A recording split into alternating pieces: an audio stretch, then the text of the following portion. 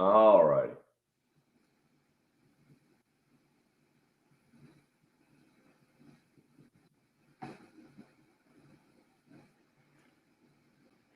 Got to hear from Gamecock coordinators. Nick Saban, of course, is already questioning his team's intensity, and the NFL kicks off tonight. Great place to be. Football season in full swing. Don't know if we'll argue for 3 hours about who's going to start at quarterback. Gamecock Larry at 4:04 this morning started us off on the Cool Care Heating and Air text line. You guys argued for 3 hours yesterday on who and why the Gamecocks were going to start at quarterback Saturday. I'll tell you who tomorrow from Gamecock Larry. How about that? Newberry Chris is pumped up, Bill, that it's opening day in the NFL. He says, let's go Bucks. And then Soda City Bobby, weighing in right now. 2 weeks ago, I had East Carolina as one of our 4 wins this season, but anyone who's been a Carolina fan for 5 minutes can see that this is an ultimate trap game. I think we faced some adversity in this game down to the wire. He says East Carolina 30, South Carolina 28. Hope I'm proven wrong. Go Gamecock Larry and go Cox. How about that to start the show? Coming out strong. All right. You make anything of any specific comments made yesterday by the offensive and defensive coordinators in their weekly press conference for Gamecock football? No, not really. I think it's still interesting to hear from them. It's still a novelty that we're not used to really being able to hear from them. But, basically a lot of the stuff that I would have expected. Still just interested the fact that they're just nobody's willing to say, well, if Doty's 100%, he's the starter. It's more of, well, we'll see where he's at when we get to game time. But, other than that, a couple things from Marcus Satterfield. Nothing major, though, that stood out to me just in terms of what I was, I guess, maybe I go in sometimes with these things, Tim, you go in with what you want to hear or what you maybe expect to kind of hear. And there was nothing yesterday. It's still kind of all brand new to me with that, both he and Clayton White.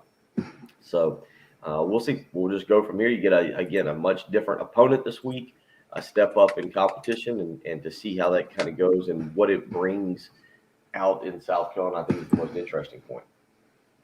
It's definitely going to be close is what stood out to me from Marcus Satterfield talking about Luke Doty and the possibility that he'll start on Saturday, and then got what he expected to get out of Zeb Nolan is what he said in game number 1.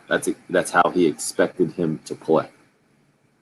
From Clayton White there, I felt like he was in a difficult spot, right? You throw a shutout, you limit the opponent to just a little bit more than 100 yards. You force turnovers. You get a pick six. You get another one that was called back. That was about as good as you can do from a defensive perspective.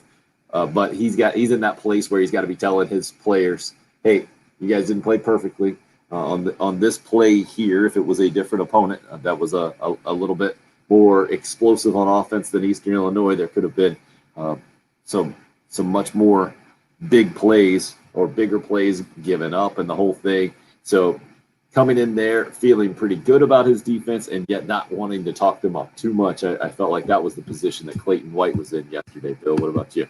Yeah, again, there was only so much we were going to learn about the defense last week to tell us what they exactly might be for this coming year. But pitching a shutout and doing what you're supposed to do, again, what I've said was the best thing there.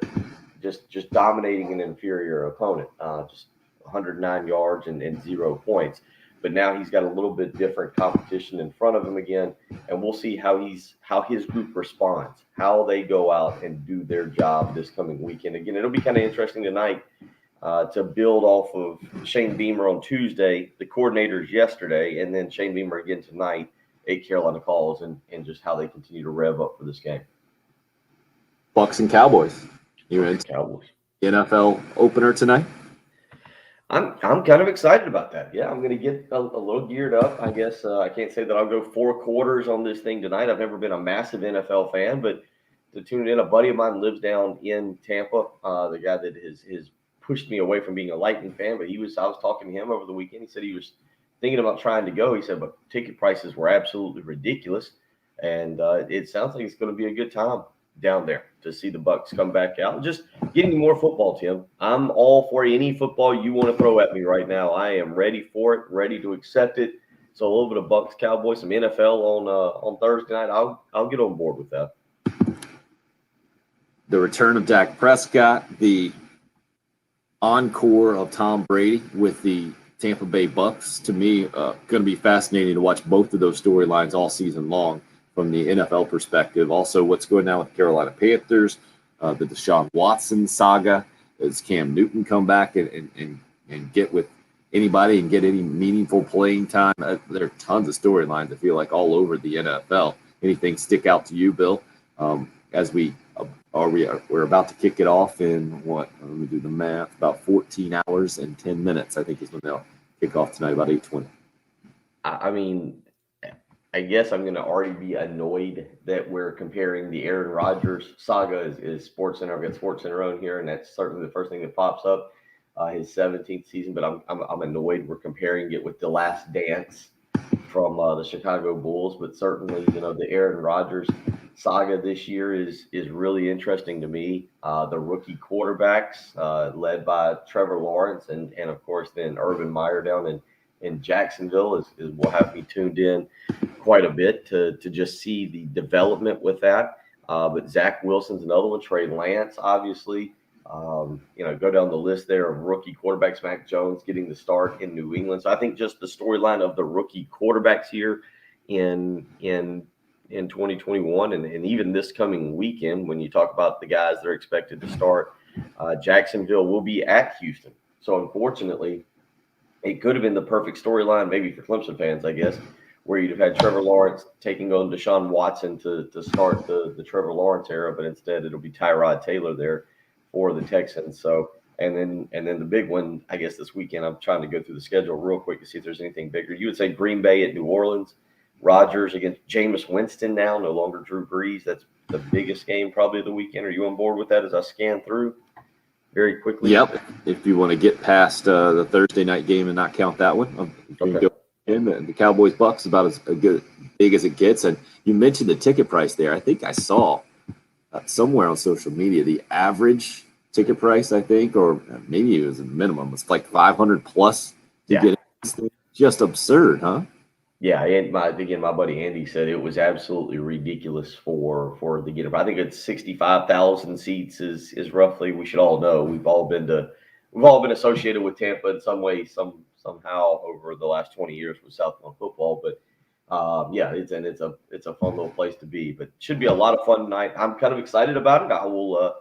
I don't know. Might be some food involved tonight. Kind of get ready for another full weekend of football because you got this, and then tomorrow night you got a decent slate. I wouldn't get too fired up, but Kansas and Coastal Carolina will headline. So we'll get another national glimpse of Coastal Carolina. Are you aware?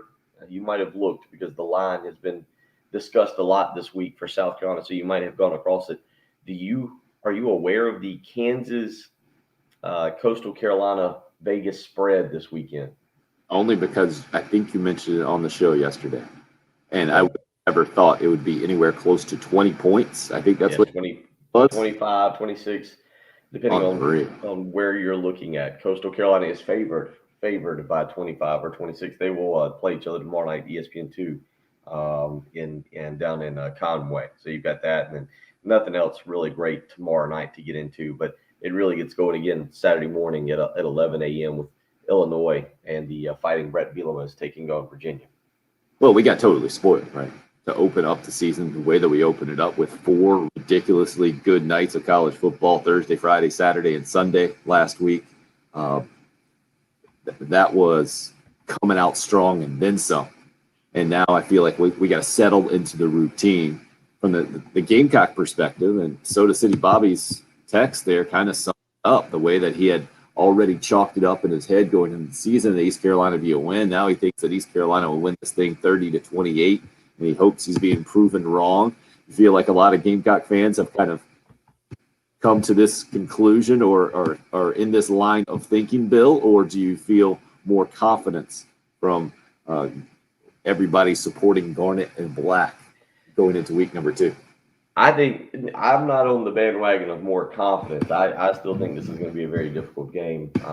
I really changed my opinion in mid August, but I think there's more confidence amongst the Gamecock fan base. I think there's more people willing to predict a 2 touchdown victory in this game as opposed to East Carolina keeping it close. But it'll be interesting, Tim. Tomorrow, by the time we go to do picks, we may have to have some kind of like live feed of Vegas so we have the exact line when we go to make the picks to make sure it hasn't moved again. But it's. I think there's a lot of confidence on South Carolina fans' part. But I'm sticking with this one. Will be very, very close, and it's one South Carolina's going to need to pull out. So what's the latest on that as we start this morning? Good Gamecocks question.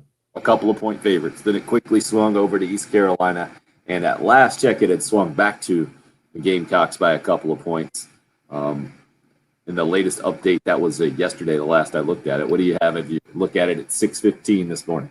The Vegas odds now, I mean, they're kind of all over the map. The opening line was 3. Let's just kind of go through some of these. Let's see here. Caesars has South Carolina at -2. Circa Sports has them at -1.5. FanDuel has them at -2.5. They got William Hill. I thought they had William Hill on here somewhere. I guess I don't see William Hill.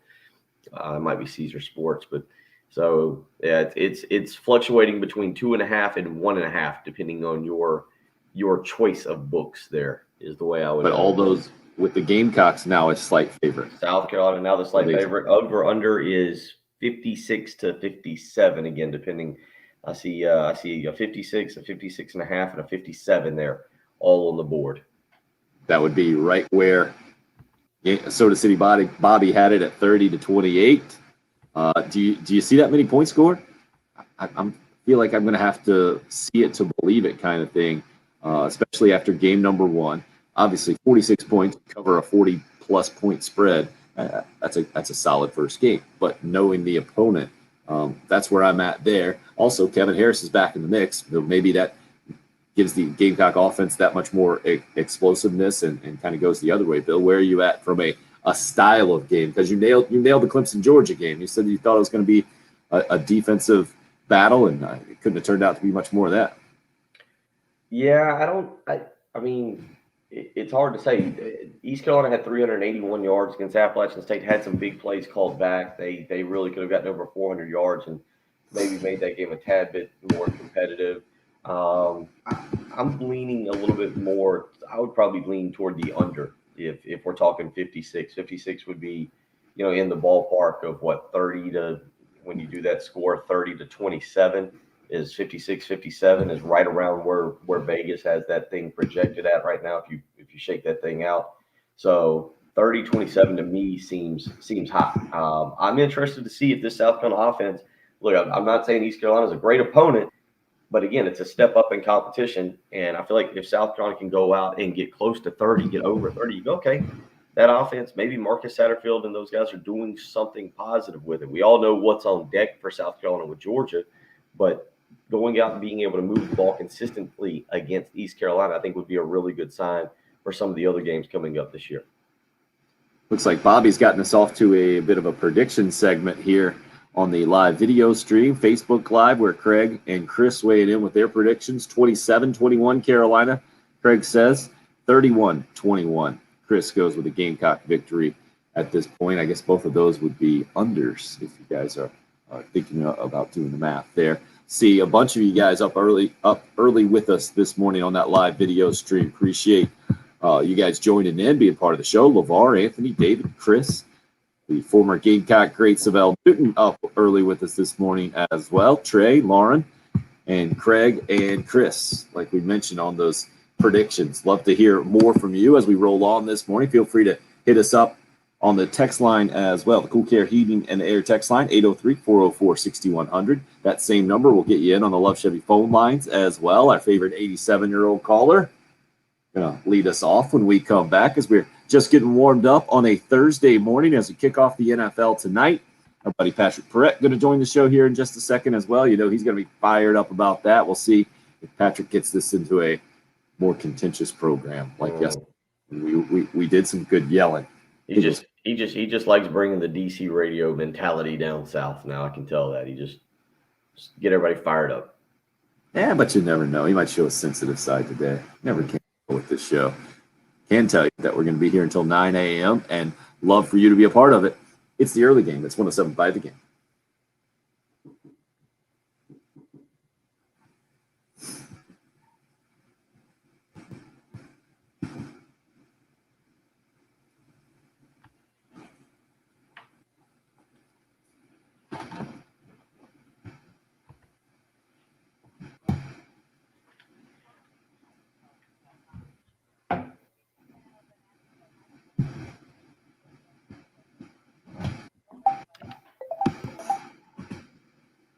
$35.17. Ooh, oh, there's Patrick. There he is. Hello. Morning.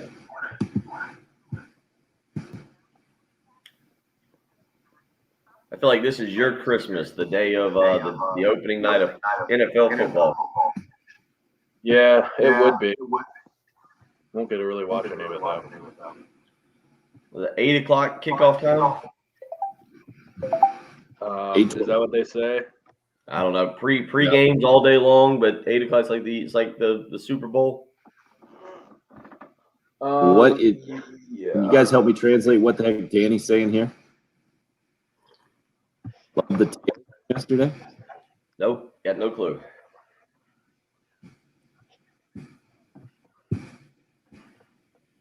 All right. Maybe we just loved yelling at each other yesterday. The takes?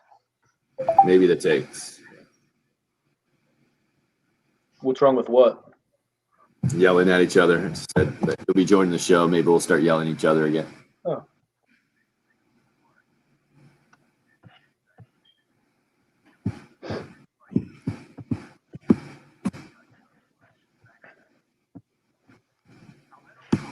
Interesting.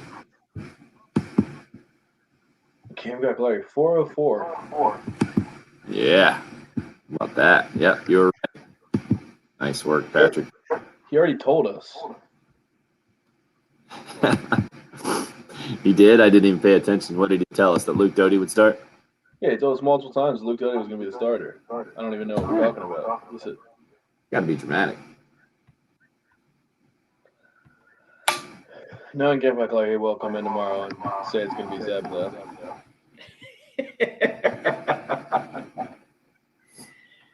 Yeah, that could happen. You have to agree that there is a good chance that could happen.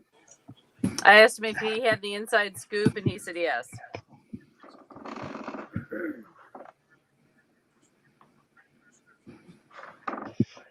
Patrick, I was telling Tim I watched that heist show that it was the bourbon. The bourbon one. Yeah, it was. I want to really call it kind of stupid though. What heist show? It's It's called on Heist. Netflix. It's It's just called Netflix. Heist. It's all those different. It's like a different Yep, just called heist. heists that take place. The bourbon. This one was called Bourbon Kings. It was a two-parter. Tim, it never really made sense either. Just because like the way they kind of did the documentary, they kind of almost like they tried to center the documentary around just the stolen case of Pappy Van Winkle and not all of the bourbon that was being stolen. Right. And by the way, where was the quality control people the entire time? Like, That's what they made it sound like, right? It's like, if you work at a bourbon place, you steal bourbon. yeah. Just part of Kentucky. I mean, like that one dude. This is what got me is when the one guy showed up just with the 80 cases of Eagle Rare in his truck, and like that doesn't catch anybody's attention. Was that the one that nobody's like, we're missing 80 cases of Eagle Rare? Who cares? We got more bourbon coming. Bill, you ever seen Lawless?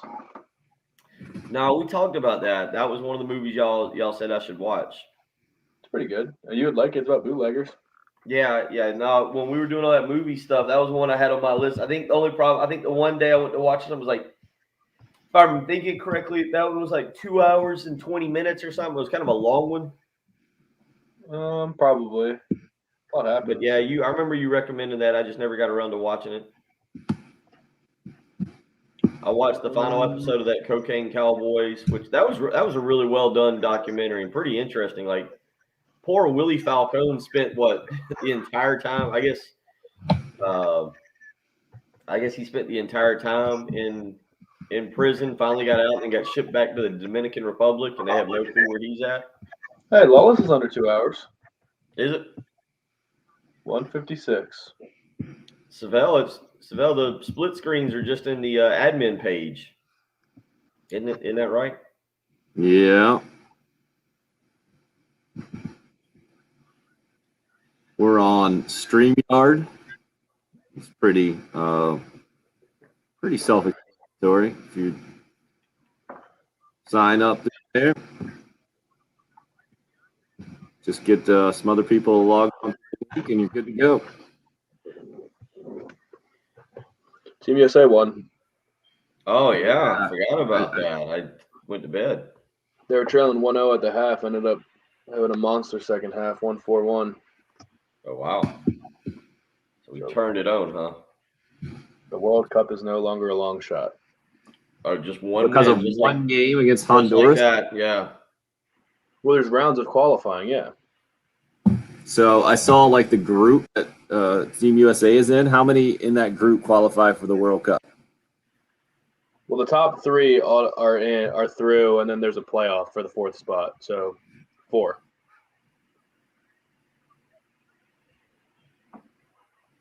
It's good to know that the 1-4 show Great. should be in a great mood today. No. Just great, Bill. Well, I was referring more to the sanity of our 1-4 guys, who now will be very happy. That show. I mean, will be a lot of people would be unhappy if the U.S. didn't qualify for the biggest tournament in the world.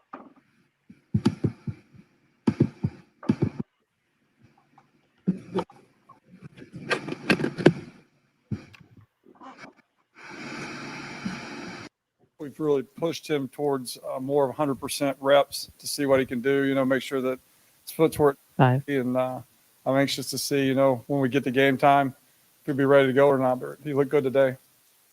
Marcus Satterfield, if you are in Team Doty and you want to see Luke Doty start against East Carolina, I think you got to be encouraged by what you just heard there. What do you make, Bill, of the evaluation or the perspective on Luke Doty for Marcus Satterfield? Again, that was yesterday's weekly press conference that will be throughout the entire season with both offensive and defensive coordinators from Carolina speaking, and that was Marcus Satterfield's voice.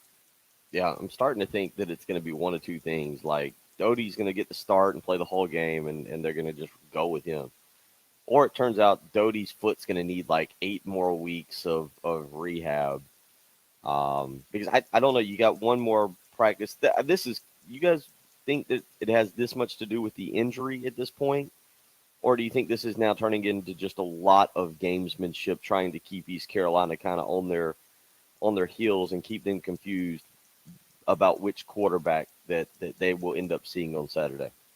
I think it's totally about that foot, the midfoot sprain.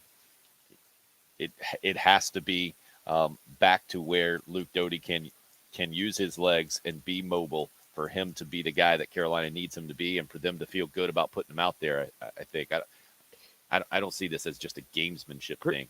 You've had 2. By the time Marcus Satterfield spoke to the media yesterday, you've had 2 full practices to do what you need to do with Luke Doty. It's hard for me to believe that the Thursday practice, that this practice today, is the defining one. I feel like that foot, if you're practicing the way you should, if you're going out and you're putting him through all the paces and he's taking his drops and he's doing everything, that's not going to make the foot heal. You either stay off of it and you get it to 100%, or it's in great shape and you're able to go out and practice. That makes sense. I don't know if you're looking at me quizzically or whatever. Like I feel like if he's practicing doing what he needs to do in practice to show them, that doesn't necessarily allow the foot to heal. You either got to stay off of it or you got to move. To me, this tells me it's basically if he's doing everything that they want to see, he's basically ready to go. Yeah, but it's also how the foot reacts then, right? And then how he reacts as he's on it and what he feels like he can do. and how close to 100% it is. Patrick, I see What- you ready to weigh in on this thing. Well, I mean, Savell Newton's here on the live stream. Maybe he can tell us what is like the big day during the practice week. Like, is it Wednesday? Wednesday's the big dress rehearsal day, or Thursday, and then Friday, I assume, is mostly a walkthrough. So, I mean, maybe today is the big day. Like, maybe this is where they go through everything they have in the game plan, and this is the day where if he holds up for the whole practice and everything's good, then he's good to go. And if there's anything that he's limited on, then that's not the case. Tomorrow, I assume it's the hay's all in the barn already. Like, you're just walking through, hydrating, doing whatever you need to do to get ready, and they're getting on the road anyway. Yeah, I was right? gonna say tomorrow's more of the travel day. You get up there, Right. you kind of walk around the stadium, maybe do some hotel. So they'll walkthroughs. do stuff in Greenville. No, that's what Shane Beamer has said. He said it in his weekly press conference the other day, knowing that this is his first time as a head coach. He was asked about what the routine will be, and he says he's going to keep it the same as much as possible, whether it's home or away. Carolina will do everything that they would have normally done on a Friday here in Columbia and then travel to Greenville. They will not do a walkthrough at the opposing stadium the day before. No matter where they play? Yeah, a lot of other programs do. That's not going to be their routine. A lot of other programs do that as well. I think it's just a philosophy from a head coach on how you want to do that day before, what is best for your team. And to me, that makes sense with a new coaching staff to keep it as similar as possible on a Friday. And then, I mean, it's a new building, but that's about it, right? And South Carolina players shouldn't be overwhelmed by anywhere they go, and a place where you feel like you have to get them in the building to get them used to the surroundings and the whole thing. When you're going to East Carolina, where it has a capacity of 51,000, that stadium's not going to be overwhelming by any degree. I guess you can make a case one way or another about what's the best way to do it, but the Shane Beamer way of doing it will be to not do a walkthrough in the opposing stadium on a Friday, but to do all the work at home and then head that way, meet a little bit and get dinner done, and then get up bright and early. I think they'll have 7 o'clock wake up call, he said, for a noon game and get going over there in Greenville. But Bill, what I heard yesterday from Marcus Satterfield is that it almost sounded to me that he thought Luke Doty was a little bit more ahead of what he expected.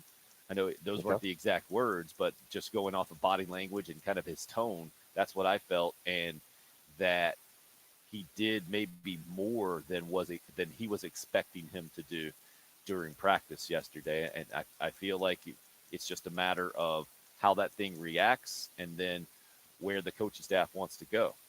Former Gamecock Savell Newton weighing in says Wednesday is the big day of practice. Thursday is making sure the game plan with the first unit is ready. You go over 2-minute drills and all. And Friday is more of a rest day, walk around and just touch the field as a team. So from that standpoint, yeah, you kind of got to know already what you're going to be doing as a team, even if you're not going to let the word out. And that seems to be where the Gamecocks are right now, though. Yeah, and we'll, for those of you, I mean, look, it's a huge storyline. It's an interesting storyline. It's, I saw somebody yesterday on Twitter kind of asking about South Carolina starting 2-0. It has been a very rare occurrence. Even I think you go back. I think Muschamp did it once. I believe that was when they beat North Carolina State, and then went and beat Missouri. Came home, and I believe that was when they lost in season number 2 to Kentucky there at home. They had 3 straight conference openers. But South Carolina has not opened 2-0 since I think 2000, and so that was 17, if I believe correctly, and then I believe it was 2012 was the last time they opened 2-0. That year they actually sprinted out of the gate 6-0. That was the incredible season. The 6th win was the beatdown of Georgia, the top 10 beatdown of Georgia in October when A. Sanders returned the punt. So starting 2-0 for South Carolina is something that you desperately want to do, and it's not something that has happened all that frequently over the last about 8 or 9 years. And so the opportunity, I think, to do that makes this a little bit more intriguing, and we'll see who they go with, guys. I'm excited about it. I think it's different dynamics with the offense, but I don't know if it will necessarily, like if you were to say, all right, if Zeb Nolan starts, would you predict 30 points? Or if Luke Doty starts, would you predict 30 points? I don't know if it's as crazy as it sounds, if it's going to change my perception of what the offense can do on Saturday. I don't know, just because Zeb Nolan starts, that I'll sit here and predict them to win by more points, or they'll score more points than I would if Luke Doty started. Patrick, where are you on that? I feel like we have such a small sample size with both these guys. Obviously, Zeb Nolan is much further along in his college football career, and we can look at the numbers that he's had in his career, both at North Dakota State and Iowa State, and kind of try to project what we'll see based off of game number 1 and trying to understand the opponent of Eastern Illinois, and now East Carolina step it up in competition. But from a Luke Doty standpoint, we've seen 2.5 games. We've heard a lot, and coaches being really impressed with his athleticism, his leadership, his potential, but we haven't seen much. So what plus or minus what do you feel like is the difference between Luke Doty starting for the Gamecocks and Zeb Nolan? I would guess, having heard you kind of break this down yesterday, that you will go plus several points with Luke Doty starting instead of Zeb Nolan. How many are you going to go? I would probably just go right around a touchdown. I think that's fair. It's just there's more you can do with him. You can actually incorporate a quarterback run into the game plan, and that could open up all sorts of stuff. There's more to it. Like with Zeb Nolan, I feel like you're playing to not lose, to let the defense win you the game and the running game win you the game. With Luke Doty, you can open everything up and you actually have the chance to blow somebody out. Like that's just how, like what Bill said yesterday. If you go in there and win 17-14, a win's a win. That's fine. And I think if you go Zeb Nolan, that's more along the lines of what you're going to expect. And with Luke Doty, there's at least the opportunity to potentially blow them out and have a dangerous offense that nobody knows how to answer. It's kind of the question we ended the show with yesterday was basically that, right? Like, who gives you a better chance to beat East Carolina? Right. Which guy? I think the conversation last year between Colin Hill and Ryan Helinski, a lot of people felt Colin Hill gives you a better chance to beat a team like Kentucky or a Tennessee maybe, but Ryan Helinski gives you more upside, so you have a better chance to beat a Georgia or a team that you might not be expected to win against. I think maybe that's kind of similar to this right now. Does Zeb Nolan give you a better chance to beat East Carolina, but Luke Doty gives you a better chance to beat Georgia? I think that might be a fair argument, and that's not exactly where I'm at. I just think Luke Doty's better, but I can understand that opinion at least. I think the big question for me, when you say dynamic offense, can Luke Doty throw the ball like Zeb Nolan can? I don't think Zeb Nolan throws the ball super impressively. Yeah, I'm not. Well, right now, Luke Doty's done nothing to show me that he throws the ball that impressive. I would like to see. That's what I want to see from him. That's actually why I would like to see him start, just because I want to see him throw the ball in this offense. Can he hit the downfield pass? Can he be that guy? And right now, that's the $1 million question to me, because Patrick, there's nothing that I've seen from Luke Doty in 2.5 games and the spring game that tells me he's a polished passer and that he's going to be able to make the right reads and distribute the ball around. I agree, but I think all of that goes with Zeb Nolan too. He just was not that impressive. He doesn't have the ridiculous arm talent. Like, even when we saw a little bit of Ryan Helinski his freshman year before, like, there were plays even when he had a bad game where he'd do something off platform or just throw it with like flat footed and just absolutely rip it. You were thinking, wow, this guy has got a live arm. And you've seen flashes of that from him. That Zeb Nolan, that was not the case at all. I don't think he was running around just ripping it. His longest pass was 19 yards. So you can say all that about Luke Doty. He hasn't proved anything. Well, Zeb Nolan didn't do that last week. So I don't understand the discussion that, well, Zeb's proved more. He's proven he can throw the ball. He was 13 for 22. He had 130 yards or 120 yards. But they didn't call. They called one downhill pass. Okay, but what has he shown? That's my point. I don't want to go back through this again. That he won a football game against a terrible team, but he didn't. I think show there's more film on him throwing it downfield in his career than there is on Luke Doty. But I'm with you on. I haven't seen it. Doty with. Okay, you just Google Zeb Nolan. Has anybody watched Zeb Nolan highlights? Has anybody even watched the Oklahoma game that we keep hyping up? Yes, a lot of people have. I've read enough message boards to know people had a lot of free time in the last 2 weeks. So.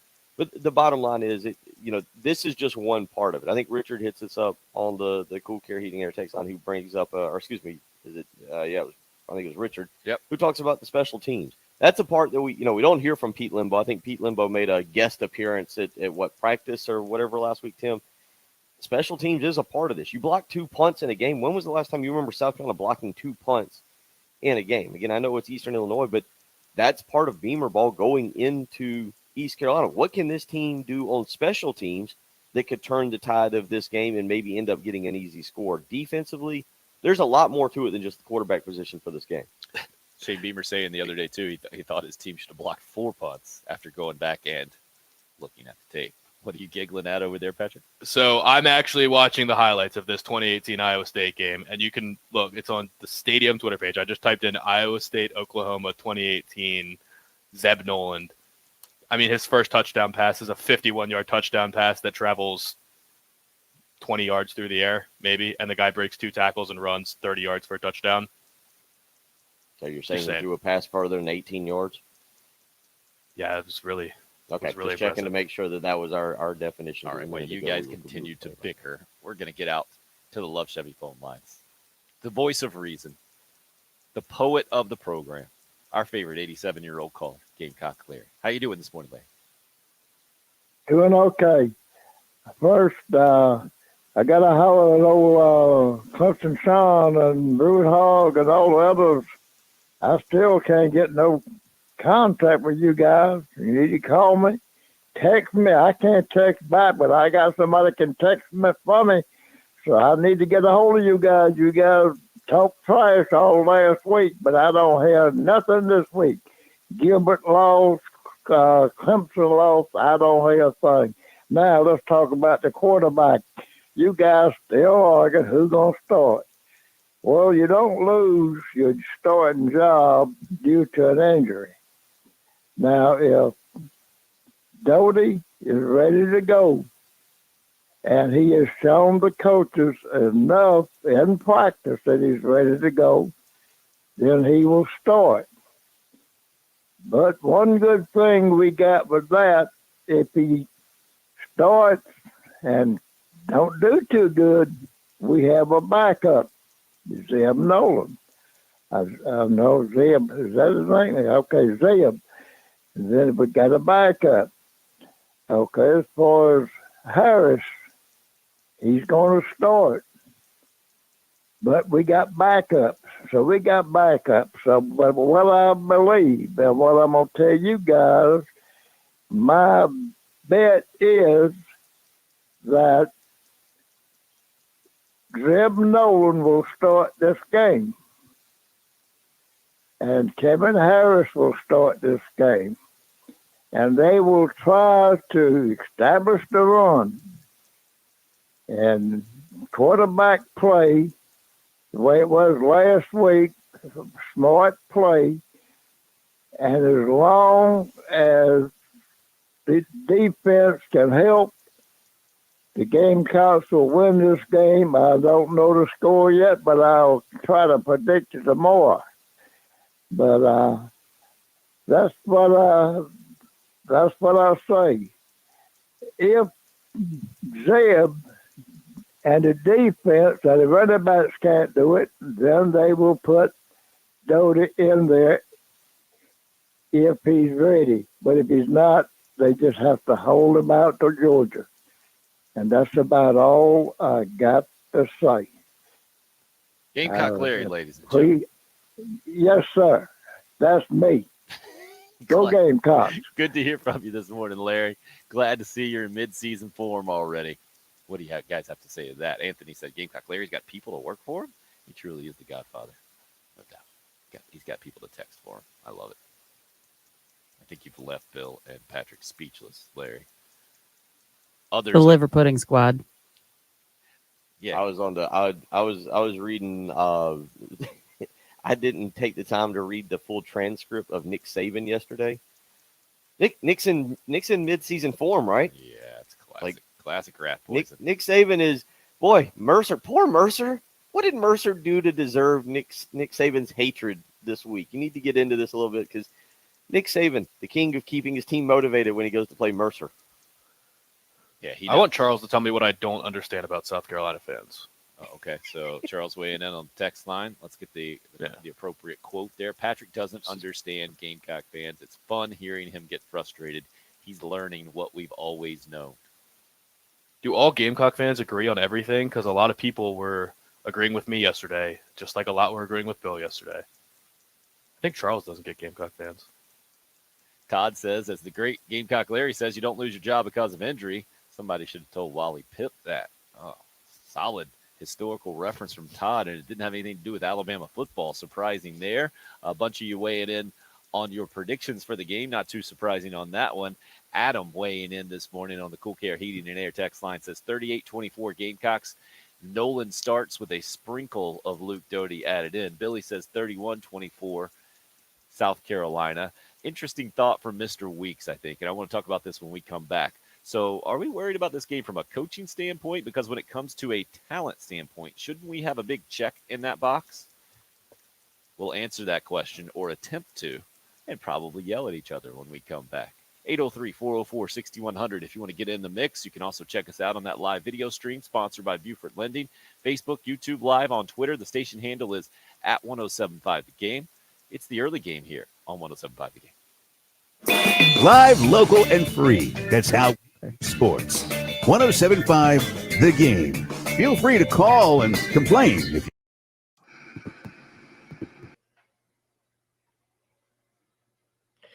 Big night, NFL gets going. You got to be ready for that tonight. Dak Prescott back on the field. We get to see Tom Brady a little bit. That means football is back. You got tonight, back into Friday. Here we go Saturday. Your favorite team's playing.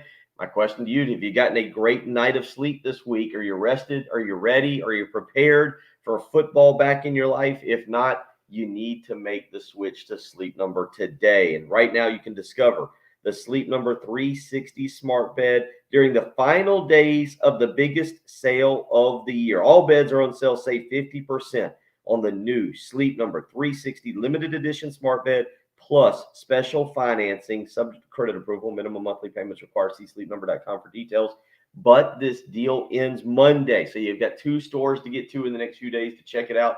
One in Irmo on Harbison Boulevard across from Buffalo Wild Wings. The other in Columbia, 2 Notch Road across from Sand Hills Mall. Right now, the final days of the biggest sale of the year. All beds are on sale where you can save 50% on the new Sleep Number 360 limited edition smart bed, plus special financing. But again, this deal ends Monday. You don't want to miss the great deals going on with Sleep Number. I got a Sleep Number bed last night. Put the Sleep Number setting on 65. 60 and the 5, the official number from last night. Woke up rested, refreshed, ready for another great weekend of football. Do the same. Make the switch to Sleep Number today and find out what a great night of sleep is truly like.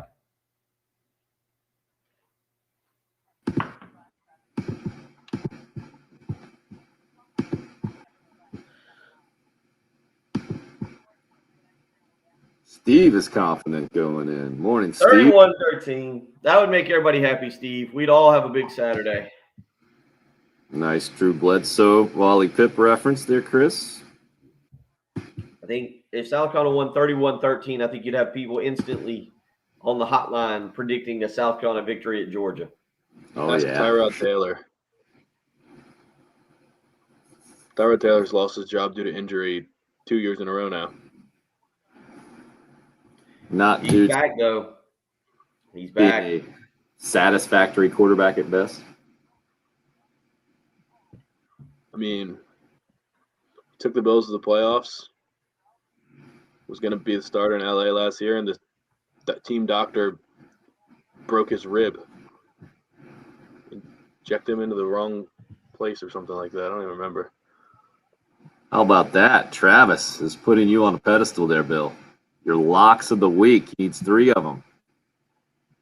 Woo, I need to do that. I need to sit down this afternoon. I've gone Against more the to spread? Yeah, I've gone more to getting in some of these football pools where you pick 10 to 15 games, and I have like just out and out gambling. Iowa +5. Really? I feel like you can never count on Iowa or Iowa State. Yeah, those 2 scare me. They don't scare me. Iowa State's a pretender.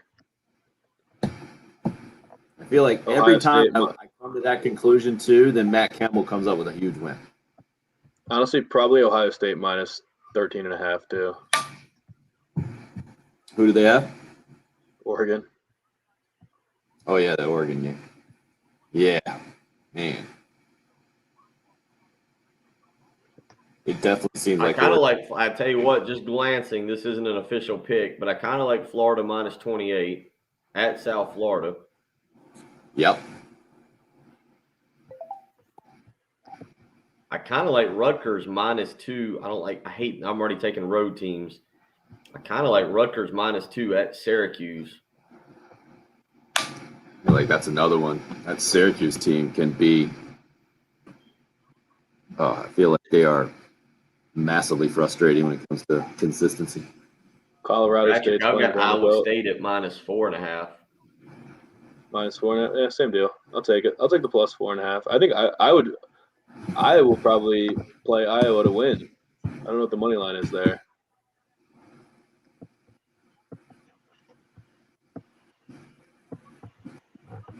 A lot of people that I read, I did do a little bit of reading last night, but I didn't do enough.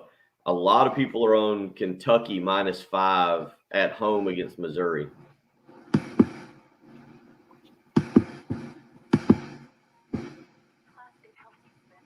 All right, that's the first I've heard of anybody making the trip. I think that noon kick has made that a little bit more difficult for a lot. But We called the Gamecock Club Twig's on the yesterday. way. They are all sold out. Yep, there you go. That's the guy we called it for. Yes, he knows. Yeah, he was part of that.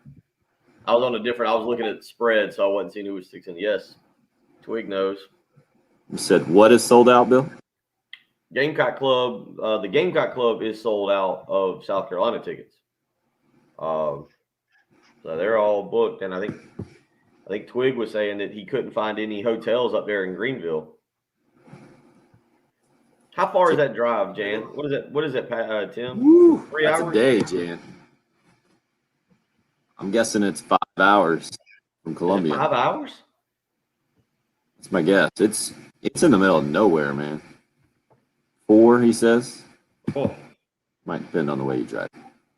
I mean, I guess realistically, you get up. If we got up when we left the show at 6 a.m., you'd be up there by 10:30ish. Grab a little bite to eat.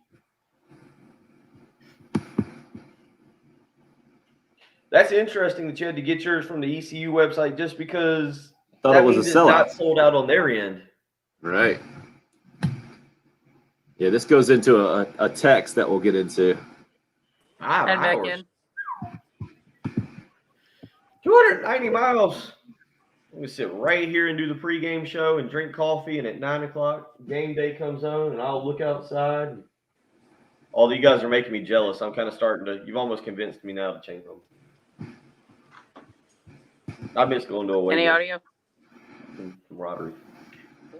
Yep. These predictions are all over the map. Kentucky Joe says the Gamecocks win at East Carolina this weekend, 34-10. Zeb's a game manager. That's all he's got to do. All the Gamecocks can ask for. Talent's too much. Gamecocks 2-0, thanks to the coach. Then Raphael says, what's the deal with the Carolina coaches building up East Carolina as if they're Alabama? If they think that's their toughest opponent, then they're screwed. 24-21, he says. Gamecocks. What do you think, Bill, as we're talking to Jan and Twig, who are looking at going to the game? They're saying they're going to be on their way to Greenville soon enough. Some of them doing it on Saturday morning, making it a long day there. Anthony and his bottle of tequila are going. Look at that, 4 hours and 5 minutes. He's got it down. It's funny. I'm excited for a weekend to sit here and just watch college football and do the pregame show with Heath early Saturday morning. And I'm still one of those people. I can't say that I watch game day, but it's on around the house as I'm doing whatever in the morning. And I'll sit down and watch a segment. I didn't watch. I think I skipped out last week on the sad segment. Tom Rinaldi's not there anymore to make me cry at about 10:45, 10:30, somewhere there. But I do miss going to away games, man. I've always had a blast. I don't think I have any lined up to go to this year. So maybe next year will be the year I start getting back into getting out and traveling with the listeners.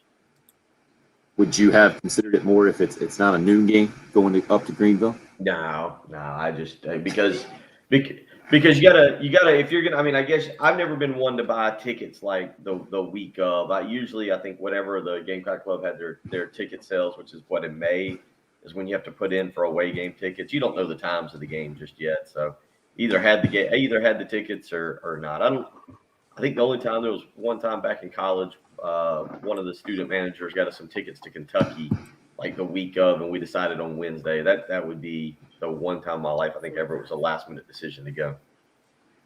Patrick Bill's a planner. Gotta have him. Yeah. I'm a planner. I'm planning to go to Knoxville and Columbia, Missouri this year. Okay, there you go. Jan's planning on being back by 9 o'clock on Saturday night. Whew, long day. Jan, long day. That does not sound like a fun day. A lot of driving. Is if you win. If you win. He's got an extra ticket, he says. Got an extra ticket as well. Looking for another game cafe to make that trip. We'll continue to discuss, maybe not just the quarterback, as we roll into hour number 2 here on the early.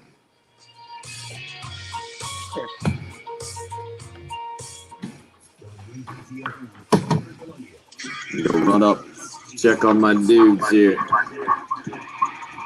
Man, after driving all up and down the East Coast last week and Nashville, I couldn't even fathom driving to a football game this weekend.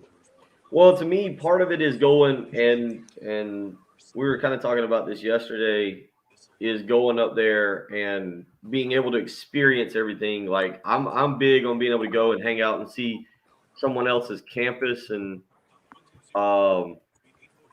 yeah, I am hitting that. I mean, there's other bars, but I like seeing the little college scene, kind of comparing it to what I grew up with in 5 Points and stuff. Just seeing, if you're a student. My brother-in-law actually went to East Carolina, but I've never been up there. Yeah, it's cool. They have a 5 Points too. That's where they go out. Really? Yeah.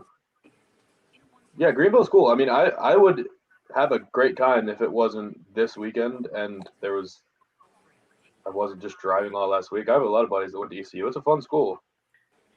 This is where I need to hit the lottery. They've got the Pitt Greenville Airport. You just take because I would imagine a private plane or a private plane's probably about an hour and a half trip up there. That's what I would want. Leave out at. That's the other thing. I want to do some tailgating. I want to go to stand in a field or something and tailgate. Like Patrick, I'm one of those. I don't want to get there. If you leave here at 6, if everything is perfect, you're getting up there right around 10. But then I feel like you got to rush to tailgate. It's an hour and a half tailgate. Yeah, I don't know. I've been to a couple away games and not even gone to the game and just been at bars there. I would probably not go to the game and go to Sup Dogs. Go to what? The bar in Greenville that's just awesome is called Sup Dogs. Okay. Great place. Probably not good for anyone with kids or taking kids. So don't take the kids. Got it. No, but you would have a great time at Sup Dogs. Just a fun joint. I have seen from past experience, I kind of am good at having fun at pretty much any away game experience. I've been to really fun away game experiences. I've been to really bad. My least favorite road trip still, although we've got some friends now, I've that are Bull Gators, and they tailgate just outside the stadium, not too far. They do it right. They get down there on Friday night and they get their spot, and they've got 2 tents and they've got the little disco ball in there, and they do a big catering and thing, and they do a heck of a job. That was actually fun, but I can't say that my tailgating experiences outside of the 2 times we've been there have been that great in Gainesville.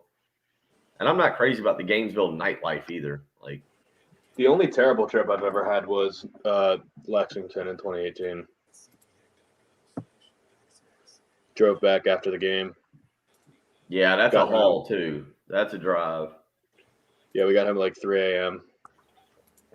No, it was like 7 a.m. I got that beat. I got you beat. I got the worst one beat. We went when I was a junior in 2012. We went up on Friday to Charlottesville, Virginia, and that's when South Carolina had it rolling. We were coming off back-to-back 8-4 seasons. Or actually, we'd gone 8-4 and 9-3, and Corey Jenkins was taking over. And we went up to Charlottesville, and we got pummeled up there. 34-21, something like that, 34-20. And we didn't have a hotel room for the Saturday night, so we just drove back from Charlottesville. And it was a night game, 7 o'clock night game. Yeah, And the Kentucky game was a 7 o'clock game too. Oh, We had a hotel. We had an Airbnb, and we just left it. just left. We were like, we're not staying. It was 4 of us, and one of them wanted to stay, and we were like, no, you have to get in the car. We're leaving you. We're not staying in this dump one more night.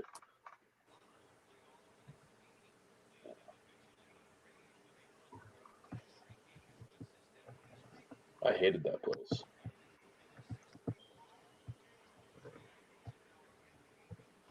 I guess I really am unaware of where Greenville, North Carolina is. Oh, wow. I didn't realize. I mean, I've never really bothered to pay attention, but I didn't realize Greenville was so close to the Atlantic. I mean, I guess that's an inlet that comes in. What is that? What waterway is this? Some kind of waterway. Everything Jan said I agree with except for the Pompous. I've never thought of them as pompous. I just think it's a dump where they just party, and there are a lot of rednecks. But I've had a blast at ECU. I guess the people I was with don't really care about football anyway. I have been to Goldsboro. I had a client there one time. Where is as I look at a map, where is that town? Where was this? I'm not looking at the live stream right now, so somebody might fill in. Where was Pharaoh Cooper from? Oh, Havelock. He was from Havelock. Havelock's not too far from. I can't remember that. Isn't that more Wilmington-ish thought? Is Havelock more Wilmington? Okay, Jan's bringing it strong this morning. Yeah, he's ready. Jan's ready. Yeah, man, I said I agree with everything. He's already got the except keys for through the Pompous. knuckles and in one hand. He's ready to go. I don't think they're pompous, and I think it is a dump, but I think they love that it's a dump. I think they all acknowledge that it's a dump, but it's their dump. They take pride in their dump. I appreciate ECU fans.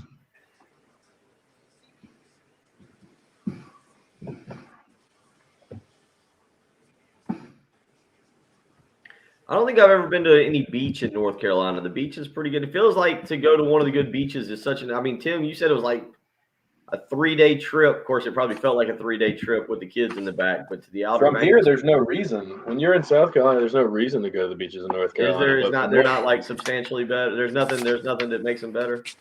They're not, but for people, We're in the open. Who cares? You people got the in the program. Northeast. Let's go. Just start talking. You haven't given your quarterback take. Nobody wants my opinion. I can promise you. I get her up. Anthony B starting us off in hour number 2. I believe in you. Keep your head up. Gamecocks 1, East Carolina 14. I don't even know what that means to you. I don't know. So I think you might be responding to the person that says I don't understand. Gotcha. A bunch more of you weighing in. Scott says he's taking his family up on Friday night. We'll be up and at the tailgate at 8 o'clock Saturday morning in Greenville, North Carolina. Several more of you on the live video stream talking about your plans, making the trip up to Greenville. 28-17 East Carolina. Jim, the Clemson fan over in Carolina Beach, says Gamecocks in for another disappointing year. Shocking prediction from Jim there. JB, this is where I want to start. This and a little bit earlier, that text talking about the talent comparison between East Carolina and South Carolina. JB says, I still don't see why everyone believes Doty is so much better than Zeb Noland at this point. What he gives you with run ability, he lacks in passing based on the last time we saw him. Unless he's greatly improved from the spring game, I figure he and Zeb are pretty even. So let's start there, Bill. What do you make of JB's comments about the quarterback comparison? And then I want to get to the overall talent comparison between the Gamecocks roster and East Carolina. I just don't know. There's still a mystery with Luke Doty. There has to be improvement from what we saw last year. Now that doesn't make me think that he can't do it. It doesn't make me think that Luke Doty has no future. I think he needs coaching. I think he needs and development, and he may have gotten some of that. I did think that what I saw in the spring game was a little bit better than what I had seen at the end of last year. And again, the end of last year is somewhat unfair to him because there was a lot of stuff going on. But I don't think you just look at what he did at the end of last year and you're like, oh yeah, that guy's a surefire, QB number one.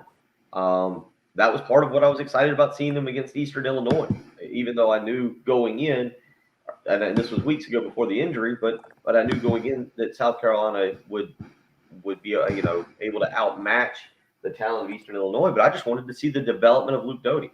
To be quite honest, that's why I'd like to see him start on Saturday, just because I'd like to see what he looks like. Has he made gigantic strides under Marcus Satterfield? What was the improvement from late April through August when he had to do 7-on-7 workouts? We know he's a great team leader. We know that he's supposed to be able to run the football. Although you go back and we talk about his athleticism, it's not like he lit the world on fire running the football last year in the 2.5 games that he had to play.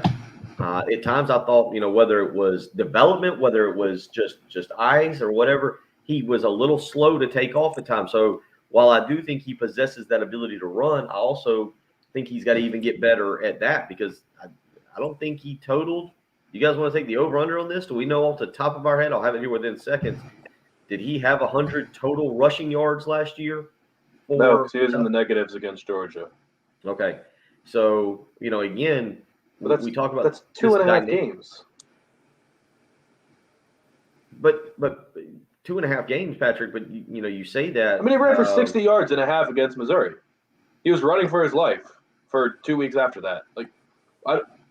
But if that's supposed to be, he had 91. He had 41 carries for 91 yards last year, 2.2. So that means he's not a great athlete? I mean, that's just not. You said we act like he's this great athlete, but he didn't even have 100 yards. You still. He is a great athlete. Okay. All right. So, but you make it sound like he's going to just absolutely light the world on fire with his legs. No. That's got to improve, Patrick. Patrick, that has to improve. Sam's a statue. Bill, to Patrick's point, there are very few true freshmen who come into South Carolina and immediately impress the coaching staff enough to get on the field based purely off their athleticism. And Will Muschamp said basically that exact line was the way that the conversation went down with the assistant coaching staff and why he felt compelled to move Doty to wide receiver early on in his career, just because all the coaches realized he was one of the top 11 players that needed to get out on the field. Stephon Gilmore kind of reminds me of him immediately earning the starting cornerback job in practice number 1. I can't give you that many examples through the years of guys who have impressed. They had nobody else at wide receiver last year. They needed athletes at wide receiver. Being one of the best athletes on the field. Everybody that's starting at wide receiver this year was on that team. Quarterback. Look, I'm not going to argue with you guys on this. Luke Doty's got a lot of room to make improvements, a lot of room, and that is why I'm excited to see him. Has he been able to do it? Has he been able to go out during the summer and make improvements and get to be a better quarterback where he can lead this offense? I'd love to see it on Saturday. I'd love to see it. I would have loved to see it last week. So, again, what we get to see from that. Now, there is a lot of other aspects to this football game that South Carolina's got to continue to improve on. How much this will be different where they can get to the quarterback? Can the defensive line, and if they blitz a lot, are they able to create havoc with East Carolina? Are they able to shut down the running game in the same fashion that they did last week? How does the secondary play against a much better passing team? And again, the running game. I mean, we can talk about the quarterbacks all we want. The offensive line has still got to be able to open holes for the running game and allow Kevin Harrison, Zaquandre White, and Marshawn Lloyd the opportunity to get out into one-on-one situations and make plays. So there's a lot to it besides just Luke Doty and Deb Dolan, but certainly that is the storyline heading into the weekend. But that's where I think Luke Doty helps. Just the threat of the quarterback also being able to take it and run helps the running backs get one-on-one matchups. Like, no, I don't think anyone has come out with a take that Luke Doty's going to run for 100 yards. You're just saying that he has the athleticism and the ability to run the ball compared to someone who has probably negative rushing yards in his career in Seb Nolan. What about the question that Mr. Weeks brought up? What the talent disparity? Are we worried about this game from a coaching standpoint? Because when it comes to a talent standpoint, shouldn't we, have a big check in that box? Isn't he on the right path there? I mean, haven't recruiting rankings shown this in the last several years that the Gamecocks should be in a much higher class from a talent standpoint than this East Carolina roster bill? Yeah, in terms of recruiting rankings, I think according to Rivals, South Carolina is rated recruiting wise right around 20, and East Carolina is rated right around 80. I think it was the 4-year running average going back. So South Carolina's recruiting. Now again, that's what you were talking about: coaching, talent, being able to develop players, and South Carolina should be better. There's so many interesting storylines within South Carolina football this year. How does Jimmy Lindsey coach up the defensive line, which is where and throw in Mike Peterson, but how does Jimmy Lindsey and Mike Peterson coach up that defensive line where most of South Carolina's talent is, and J.J. Barre and Zach Pickens and Jordan Birch, and throw in Alex Huntley as a guy who was highly thought of. How do those guys talk to Hemingway? How do those guys continue to develop in terms of the coaching that they're getting? We don't feel like they did that under Tracy Rocker. I thought Tracy Rocker, an experienced defensive line defensive line coach, and Tracy Rocker would come in and really get the most out of those guys last year. And whether it was defensive scheme, whether it was lack of practice, a spring practice, whatever it was, they didn't live up to the potential last year. Can Jimmy Lindsey and Mike Peterson get the most out of those guys?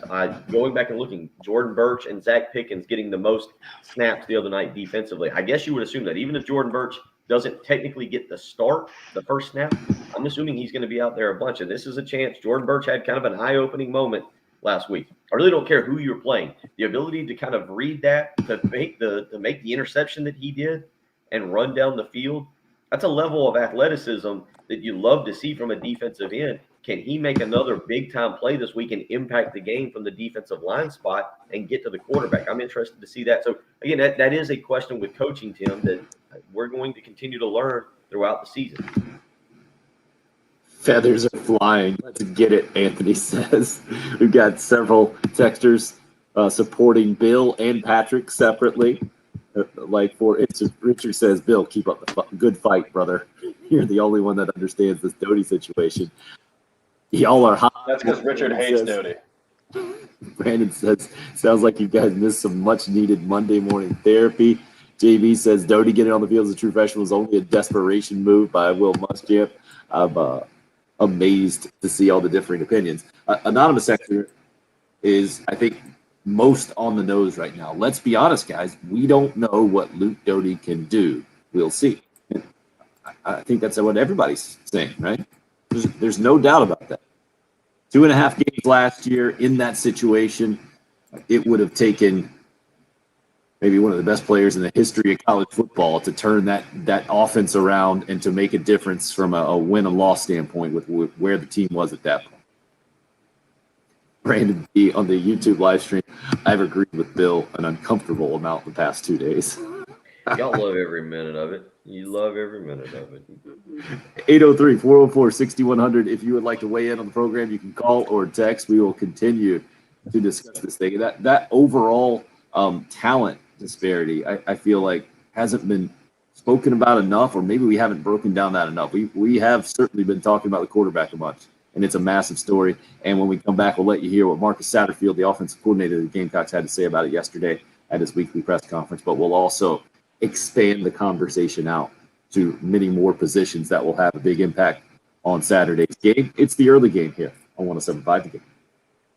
This is Gamecock basketball head coach Frank Martin, and you're listening to 107.5 The Game, WNKT FM, Eastover, Columbia.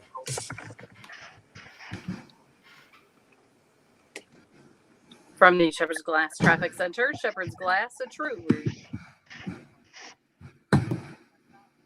So you're not stuck with e-learning today, are you?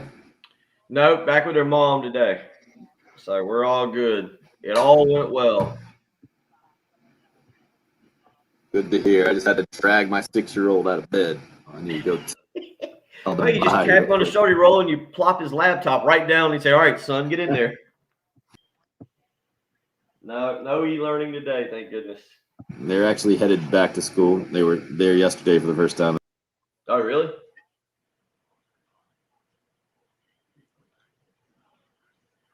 For your tough jobs, get to Northern Tool. Monday through Saturday, they're now open at 7 a.m. to serve you better. Start your workday with them and get more done.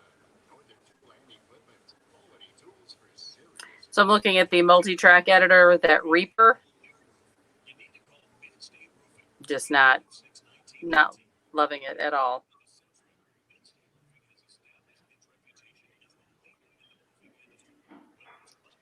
So pray you don't have to do multi-track editing, Patrick. Yeah, I have no idea how to do that.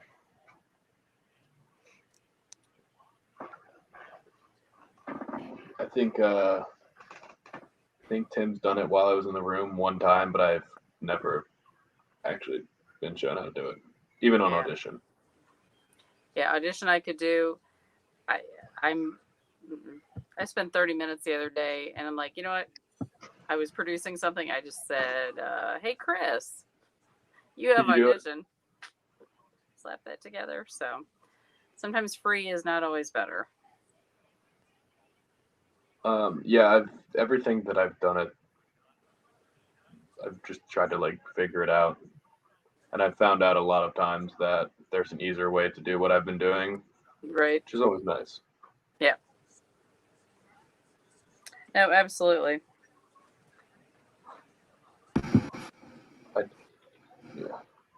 I don't like the new Ocean thing though. Yeah, it's taken some getting used to. For sure. Just not as user friendly.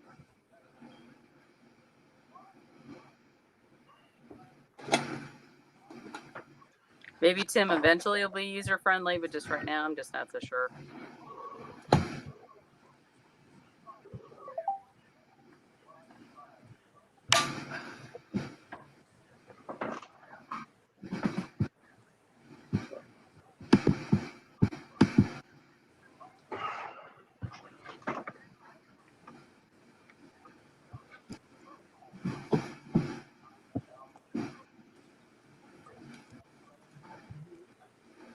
All right, Jen, let's use some.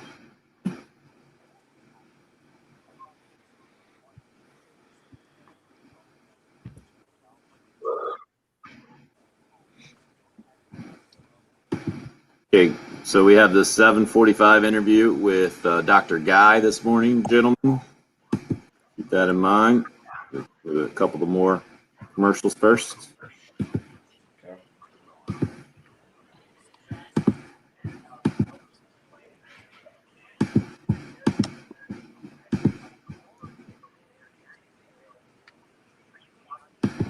Absolutely. Well, I got the picture of Brady over the shoulder there that the 6-year-old did. That's awesome. You got a picture of Brady over your shoulder? Oh, yeah. It's that one back there. That's good.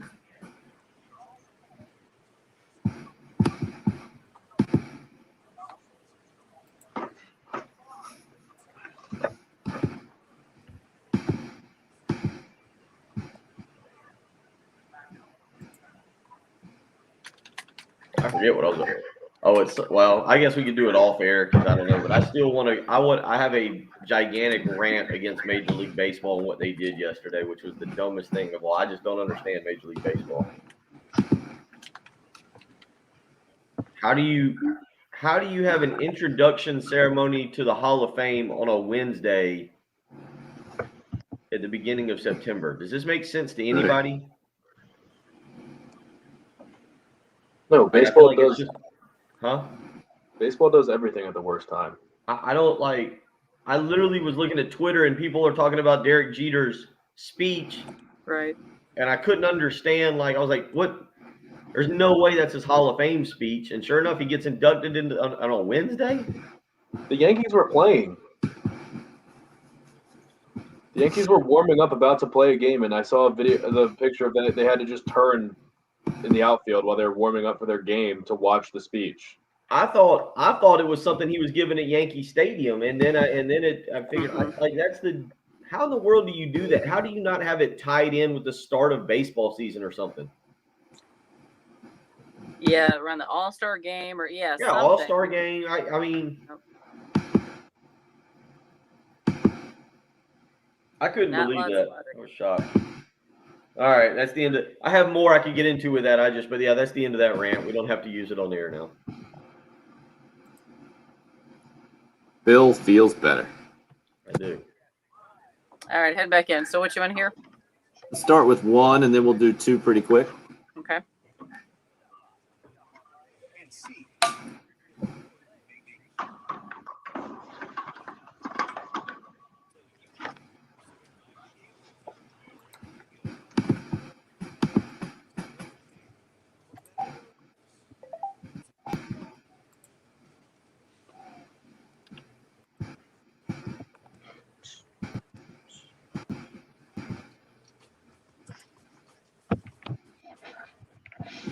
Going to be close. I mean, he was moving around well today, throwing the ball well. This week we've really pushed him towards more of 100% reps to see what he can do. Make sure that his foot's where it needs to be, and I'm anxious to see when we get to game time if he'll be ready to go or not. But he looked good today. That's Gamecock offensive coordinator Marcus Satterfield talking about Luke Doty at practice on Wednesday. Another full practice today, walk through tomorrow before Saturday's noon game at East Carolina. The or is on the depth chart, Zeb Noland or Luke Doty, who will be the Gamecock starting quarterback. When I heard that to kind of start the Marcus Satterfield press conference yesterday, I'm pretty convinced that Luke Doty's going to be the guy. A bunch of you out there with all kinds of opinions at this point. Before we get into more of those, I wanted to let you hear also what Marcus Satterfield had to say about Zeb Noland in game number 1, the graduate assistant with 4 touchdowns in his Gamecock debut. He played like I thought he would. I mean, he took care of the football, called the plays, organized guys at the line of scrimmage, got the ball where it needed to be. The stage wasn't too big for him. It wasn't too fast for him. So it was good to see him go out there and execute and take care of the football. And it didn't shock me. That's what I was expecting to do.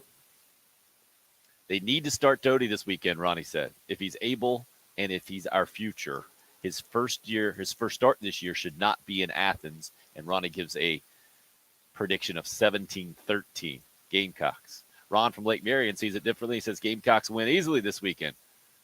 But the O-line is not good at all. Raj says, I have a bad feeling about our quarterback situation, no matter who it is. Usually if it smells bad, it is bad.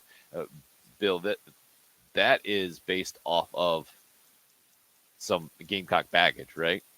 That isn't a reflection of what we just heard from Marcus Satterfield or these two specific guys. Maybe you could give, I guess, Luke Doty some more history attachment to the program, being a Will Muschamp recruit and then playing towards the end of last season. But I feel like you got to do your best to kind of wipe all of what has happened from the Gamecock quarterback perspective in the post-Steve Spurrier era kind of out and give this coaching staff a blank slate in this quarterback situation, because from what I saw, the only sample size that we have from this coaching staff is that last week that it was kind of what we expected going in, that the quarterback wasn't going to make a massive difference as long as there weren't huge mistakes made and he didn't lose you the ball game. And that's exactly what Zeb Noland did. And I feel like that's what we just heard from Marcus Satterfield as well, Bill.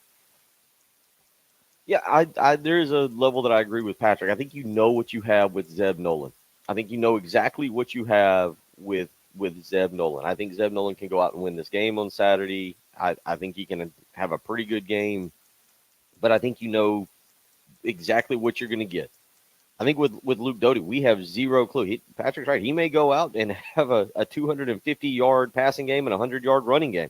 We have zero clue what you're going to get with Luke Doty. And the element of intrigue, I think, always draws us to it. Like, oh, man, this guy, he was one of the highest rated quarterbacks South Carolina signed in the last 15 or 20 years. He's up there. He's an in-state kid. There's a lot of people who have seen him win state championships. There's some people who've seen him play a lot down in Myrtle Beach and maybe don't have the same opinion. But there is that level of, oh, man, this is the elite 4-star guy. And then there's also the wrong perception because the upstate school has had 2 generational talents basically come through their program and be elite right from their first start in Deshaun Watson and Trevor Lawrence. And that's not the norm in college football. That it happens. There are kids that can do that, but that's not the norm where a kid comes in as so dominant the way Watson and Lawrence were right off the get-go. A lot of these kids need time to develop, and I think that's what exactly you're getting with Luke Doty is hopefully developmental time. So I think it's going to be interesting with how they elect to play it on Saturday. Tim, we go back. I don't know whether it was by design. It wasn't by design. I don't know what the original plan was for Steven Garcia back in the day. Like he kind of took the ball out of Steve Spurrier's hands by himself, right? Like he got himself suspended for his freshman year, and then the second year, his redshirt freshman year, he didn't start right away. They had Chris Smelly, who was kind of up and down, and I remember Garcia coming in for a pass or two against Georgia, and I think this third game they lost to Vanderbilt the week prior, 24-17 up in Nashville, and Garcia came in and threw a couple passes but didn't play a lot, and it wasn't until midseason that they made the switch on Garcia. Go back to what we're talking about with Doty. Go back to one of your favorite lines that we've talked about for a few months, and that's Dan Mullen saying he doesn't believe in just throwing young quarterbacks out there right away, allowing them to develop and get their and kind of get their feet under. Although I do think it's funny. Did you guys ever watch the SEC short? Did you get around to watching that the other day? Oh, no, I still haven't seen it. What's the Florida take? You need to see that where it's the driving test, the opening driving test for all the SEC schools in Florida. The driving instructor wants them to take a left on Emory Jones Lane, but the guy doing the driver's like, but Anthony Richardson Boulevard is right here, and it's so nice and it's easy to go down and has so much potential. So you need to go. If you haven't seen it, SEC Shorts is where you need to go and check that out. But I think there's a lot of interesting things. And look, some of it is a small glimpse into how Shane Beamer can run this program when you have, in terms of development of your quarterback. I think there's something to be said for that, just seeing the development of the program under Shane Beamer and Marcus Satterfield. Are we not giving Luke Doty the benefit of the doubt here, Patrick, because of what's happened in the Will Muschamp era for Gamecock quarterbacks? I mean, I guess you could start before that, right, with the end of the Steve Spurrier era and Connor Mitch and where the quarterbacks have gone from there. We've gone over it multiple times on the program, just the guys that came in with the 4 stars beside their names or a bunch of recruiting hype and have not panned out at quarterback for Carolina. We're absolutely discounting it. I mean, Dan Mullen doesn't believe in putting too much on the quarterbacks too early, but he also probably believes in letting his quarterbacks play quarterback and not just making them play wide receiver for half of their freshman year and then throwing them out there in the middle of an SEC game and saying, good luck, kid. I mean, to put anything on last season is completely unfair to Luke Doty. It was a COVID year, only SEC games, and he played wide receiver for half the year and was switching between wide receiver and quarterback all season long, basically, until Will Muschamp was fired. So, yes, we're complete. And it's just to say that the only thing that Zeb does and why we need him out there is because he can line guys up. It's like, why are we suggesting that Luke Doty can't do that? Why is our expectation level so low for him that he can't even line the guys up or get them in the huddle, get them in and out of the huddle? Like, what has he been doing for the last 5 months? I don't know where the lack of confidence in Luke Doty has come from all of a sudden. Just because of the spring game, because he threw a couple bad passes in the spring game. It's actually crazy to me. Interesting take from Anthony on the Cool Care Heat and Air text line. The way to resolve the quarterback situation is put Doty at wide receiver and Dakereon Joyner at quarterback. Dakereon Joyner, everybody knows, Anthony says, is the best quarterback on the team. Wake up, coaches. What's your mindset? Well, why don't we give you at least Marcus Satterfield, the offensive coordinator's mindset? I thought that his comment about Dakereon Joyner was interesting yesterday about getting him more involved in the game plan. We'll let that take us to break here as we kick off the second half of the show. When we come back, 7:45 this morning, going to get an actual expert in and on the program with Dr. Jeff Guy, the team doctor for Gamecock football, in on the show. You're listening to The Early Game. It's 107.5 The Game. Here's Marcus Satterfield. I thought DK did a tremendous job. I was wanting to get him way more reps. Once the game kind of got in hand and we wanted to get those younger quarterbacks some reps, we just decided, DK's played enough. But, his role has to continue to grow at the quarterback position moving forward. College football playoffs are here. Sometime. Meeting the boys. Tell them to get out there and give it all they got. And win just simple. College football.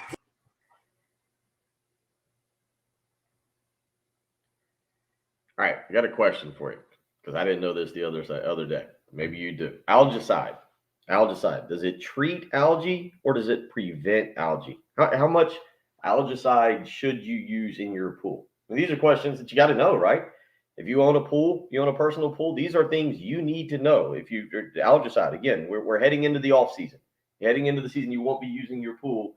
So if you're not using your pool, do you already have algae? Do you need to treat it? Do you want to prevent it? Again, questions I can't answer. I'm not a pool expert. You're probably not either. Corley Pool Solutions, however, is. They know the exact answer. And here's the reason you want to use Corley Pool Solutions. Tracy Corley and his team, 20 years of experience, they actually come to your pool and they can look at it and they can diagnose any issues or how to keep it clean right then and there. Now, if you go to a pool store, they're not physically looking at your pool. They can't tell you the chemicals you may need, the exact amounts that needs to be put in there. Don't try and go through that whole process and mess up your home pool. Use Corley Pool Solutions, 803-445-8109. Flat rate pricing, including all the chemicals. That's a great deal. That's a lot cheaper than you would use or spend going to the pool store. Don't mess around going and making that mistake. Use Corley Pool Solutions, 803-445-8109. I know winter, colder weather is coming up. That doesn't mean you stop maintaining your pool and then just think I'll get back to it in the spring when it's all black and mucky and disgusting. Nope, keep maintaining through the offseason. Give Tracy Corley and his team today a call, 803-445-8109. Ask him that question about algicide, and then somebody text or tweet me back and let me know the exact answer. Algicide, does it treat algae? Does it prevent? How much should you use? All important questions. Tracy Corley knows. 803-445-8109. That's Corley Pool Solutions.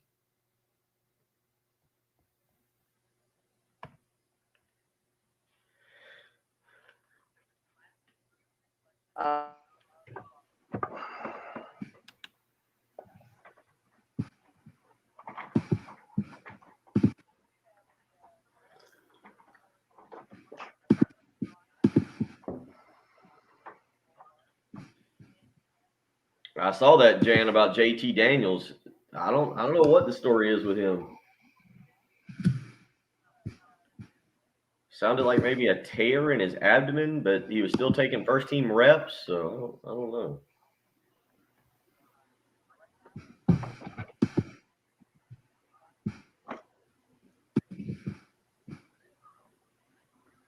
Back and everything.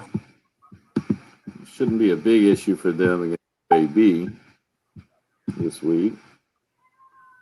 24-point favorites. Is it 24? Mm-hmm. Oh, so it went down. It was 27 last night.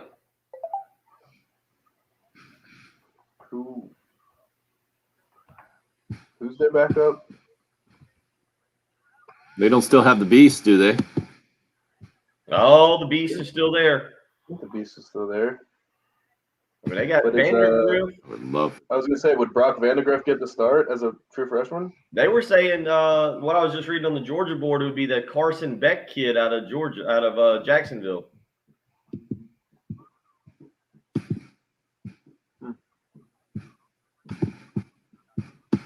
Yeah, redshirt freshman Stetson Bennett, redshirt senior, super senior. So Carson Beck and Brock Vandegrift will both probably transfer next season, right? No, I think you got one season of well, maybe Carson Beck, but one season of a massive quarterback battle. Well, here's the thing: JT Daniels, he's not a senior, is he? What does that even mean these days?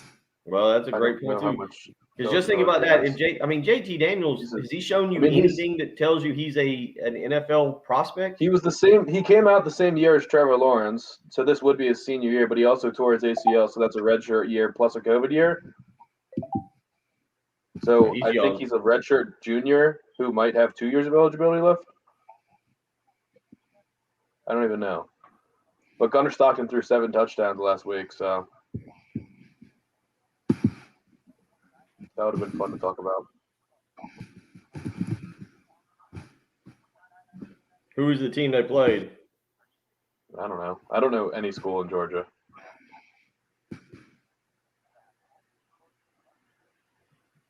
I'll find out.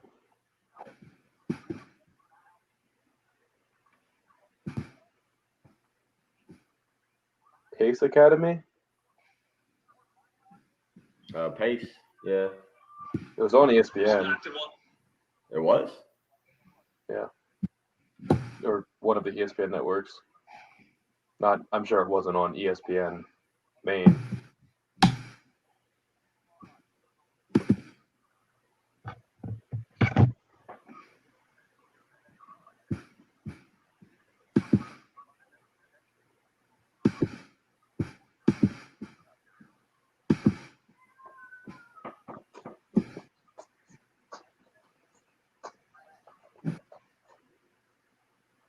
So what are we doing here, Tim? Getting out at 42 or something? Yep, 41 the latest, ideally. Okay.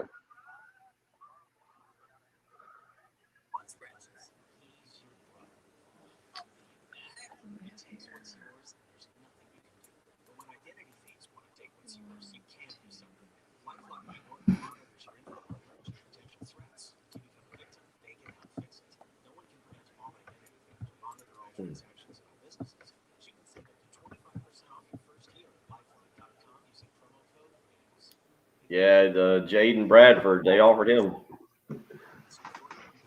Our last texter has always called himself Craig and then just said he's a listener in Barnwell. Right. I know. I just added in the Barnwell. Does he not? Does he not want to stand by that? Have his name attached to that take? It's not even a bad take. I mean, I guess it is. Very incriminating. If we say, Craig says on the text line, everyone in Barnwell would know.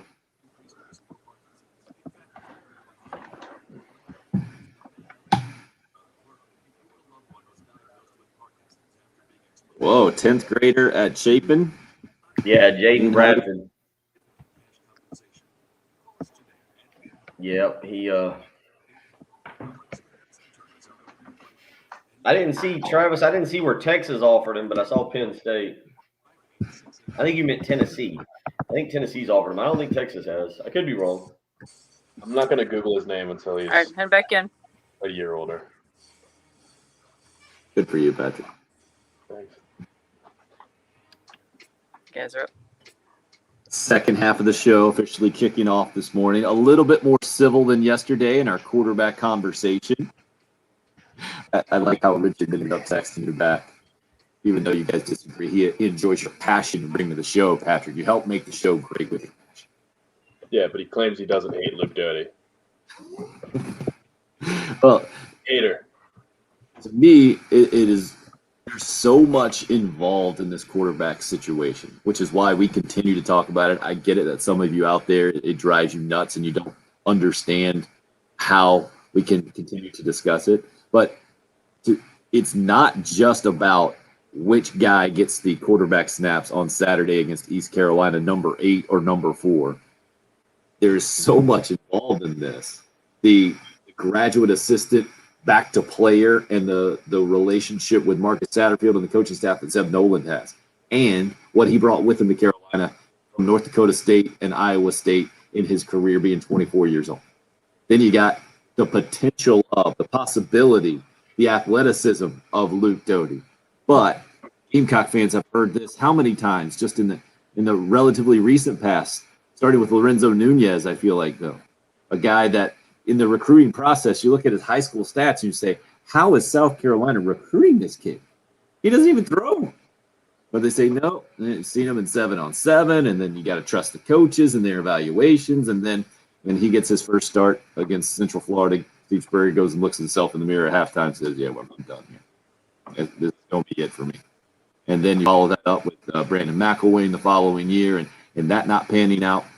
You can go down the list. That Jake Bentley has really been the only Gamecock quarterback in the last several years to get any kind of footing, and he was one of the most polarizing quarterbacks or players in Gamecock history for a couple of years before the injury kind of ended his career, and he's moved on. And as you pointed out, I think it was yesterday's show, somebody made sure to hit us up with his stats in game number 1 for South Alabama. They were pretty good.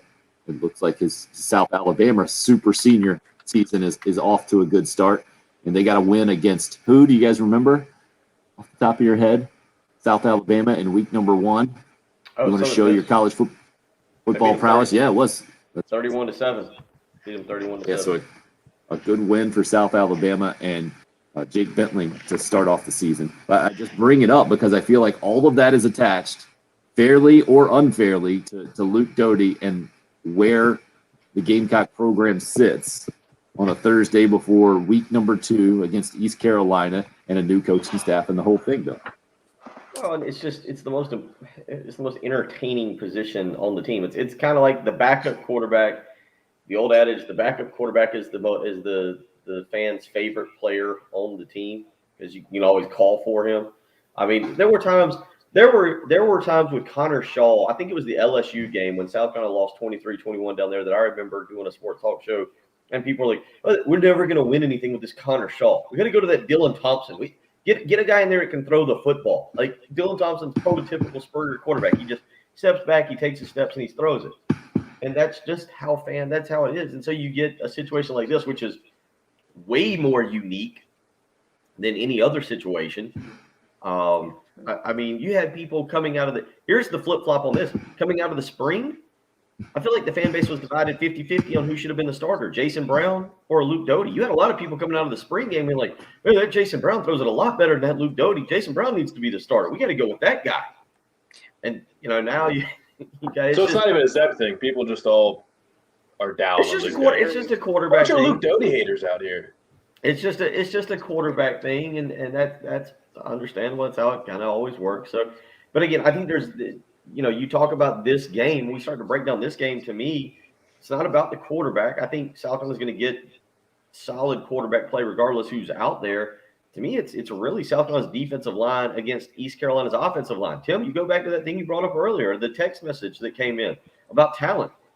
This is a game where South Carolina's defensive line, when you got a guy in J.J. Ngare who's being projected within the top 50 picks of the NFL draft. Jordan Birch, you got Zach Pickens. We didn't get to see enough of Jordan Strong last week, but I know he was out there some. Aaron Sterling. You've got guys on the defensive line. This is where you have to get to the quarterback and make the East Carolina quarterback uncomfortable. You've got to be able to stop East Carolina's running game. You go up there with a defense, and it's – what did I tell you guys? What did I say yesterday? I think I said offense. I thought about that. It was a great question. What has to play better this week?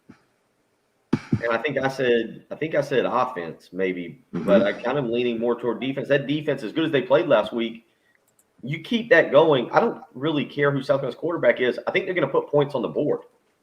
I think they're going to get into the low 20s.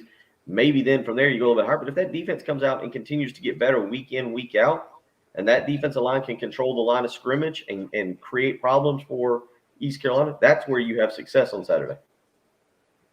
803-404-6100 is the number if you would like to weigh in on the program. Get an actual expert on the show for a change of pace when we come back. Dr. Jeff Guy from Prisma Health Orthopedics, team doctor of the Gamecocks. Coming up next, Achilles. You guys saw a couple of tough injuries here recently, especially that Minnesota running back in week number 1. We're going to focus on that when we come back. It's the early game here on 107.5 The Game. This is South Carolina head women's basketball coach Lorenzo Nunez, and you're listening to the home of the Gamecocks, WNKT FM, Eastover, Columbia, 107.5 The Game. From the Shepherd's Glass Traffic Center, Shepherd's Glass, a true reflection.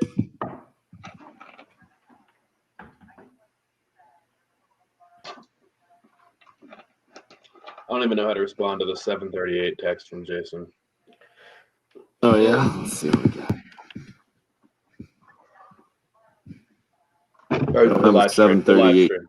Live stream. Sorry. Gotcha. I'll just pop it up. You mean to tell me the 15-year-old needs more experience and development? The sophomore at Chapin. Yeah. Sorry, Jason. We love you. Hey, he is not one of those Doty haters, though. But he surely bounced back in good graces there. Oh. At least he didn't come the other way saying, he is the most mature passer that you've seen. He's ready to play in college right now. The most polished prepubescent quarterback you've ever seen. Shouldn't say prepubescent. He's probably halfway through.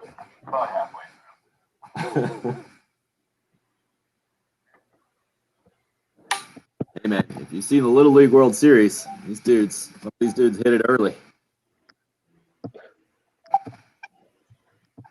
There was one kid, 5'10", 170, I think, in the Little League World Series.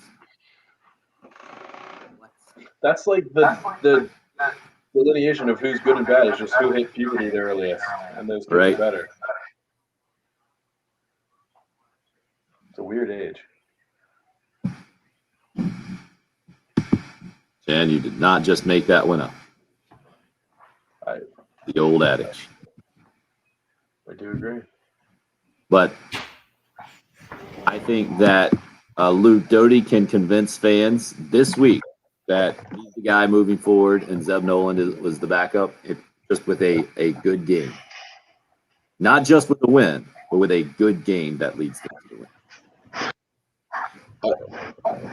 Well, I do feel like you brought up the backup quarterback adage, and you were trying to figure out what the adage was as you were remembering it. No, most popular Everyone guy on knows campus. No, I thought the old quarterback is- adage is what Jan just brought up. If you have two, you don't have one. I was just talking about the fans' viewpoint. I know. No, I think you were just looking for the backup quarterback's the most popular guy in town. Right. Yeah. Well, or the most popular guy on the team, either one. I mean, I've always heard team, but town, team, whatever. No, but I think you said like the backup quarterback is everyone's favorite player. Yeah, I guess I shouldn't say everyone's favorite player. He's definitely not the starting quarterback's favorite player, right? He's definitely not.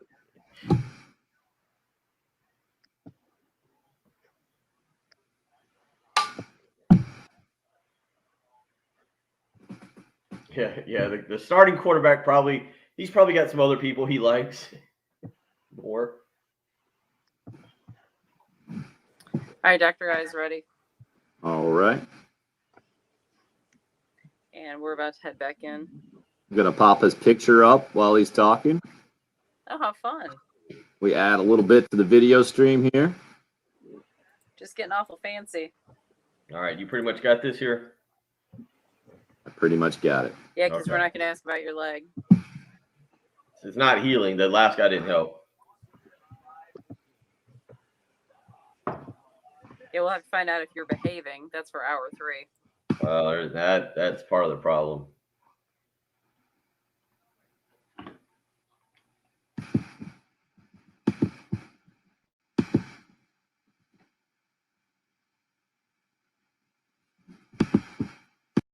All right, we've had our fun for most of the show, most of this week, yelling at each other, talking about the Gamecock quarterback situation. Let's bring in an actual expert in on the program from Prisma Health Orthopedics. He's Dr. Jeff Guy, team doctor for Gamecock football for several years, joining us on the Love Chevy phone lines.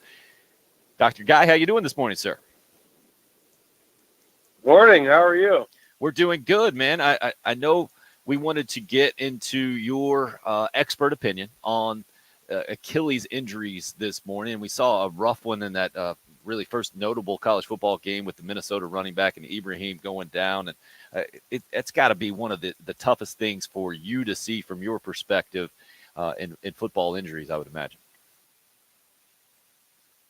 Yeah, I actually was watching the game, and you could tell right away that's what he tore, because you could see his calf muscle kind of shift. And that's what happens when you tear your Achilles, and it could be a career-ending injury. It's a pretty devastating injury for, especially for injuries to athletes who are kind of power athletes who jump or people who push off, and running backs, basketball players, people that load their foot and push off really hard. It takes a long time to come back from that. Yeah, and I mentioned it on the show the next day that it reminded me a lot of Mike Soroka scene for the Braves last year, and we've seen him not be able to come back even a year later as a starting pitcher for the Braves. Another guy you're talking about, kind of that power deal, and also this one, unfortunately, it affects us old guys. Some weekend warriors out there, pretty good as well, huh? Well, that's really what it's always been. It's always been I went out and played basketball with my buddies, and I don't do that very often. The explosive kind of, weekend warrior injury and 40-year-olds, and now we're seeing them more and more in kids and high school and college athletes. I mean, but I think that it's another one of those things we always talk about, and we see in the office every day. It's overuse, and most sports these days, almost all of them now are year-round, and so the kids are bigger and they're stronger and faster, and they the loads they put through their joints and their ankles and knees and things like that are a lot greater, and they do it all year round. And kids specialize. Kids are specializing in sports. That's all they do, and they play basketball, they play football, they play soccer, and that's the only. So they use the same muscles and the same joints and the same tendons the same way, and that a lot of that has to do with the repetition, and some of these things just can't handle it anymore, and they rupture. He's Dr. Jeff Guy with Prisma Health Orthopedics, team doctor for Gamecock football, among other sports at USC. And being a former baseball player yourself, I'm hearing maybe some frustration in your voice about the specializations for young athletes, not your advice to them, I would imagine. Well, I mean, when I was younger, you played baseball during baseball season and football during football season, and you kind of rotated sports, and people Tiger Woods syndrome. You start golfing at I mean, you couldn't even play baseball when I was younger. God, I don't even know how long that was. When I was younger, you could only play. Little League started at 9 years old. Kids are starting now at 4 and 5, and coaches pitch and things like that. So it is frustrating because it's a lot of what we see in the office are overuse injuries. Tommy John surgeries are now like normal for people doing Tommy John surgeries in their high school years, and because of the amount of throwing they do by the high school time is what we used to see in college and pro. So from your perspective, is there any good rule of thumb that a parent or coaches could put out there? I've heard at least a month or two off kind of deal, especially when you're talking about baseball and the throwing load on the shoulder or the elbow. Right. No, absolutely. And we a lot of our guys in our practice, Dr. Holmes and I and Dr. Masley, all trained with Dr. Andrews. And Dr. Andrews used to tell us that he'd shut people down for twice a year for 3 weeks. And I'm not sure that there's a magic number, but there's so much pressure for kids to play in the club sports, and oh my God, the recruiting that's going to happen, and all the people will come see you, and the kids are playing on two teams at once, and it's hard to tell a healthy kid and the parents to get them to shut down for 3 weeks here and 3 weeks there, or to take a particular season part of the year off when they're healthy. It's always they learn, unfortunately, after they get hurt.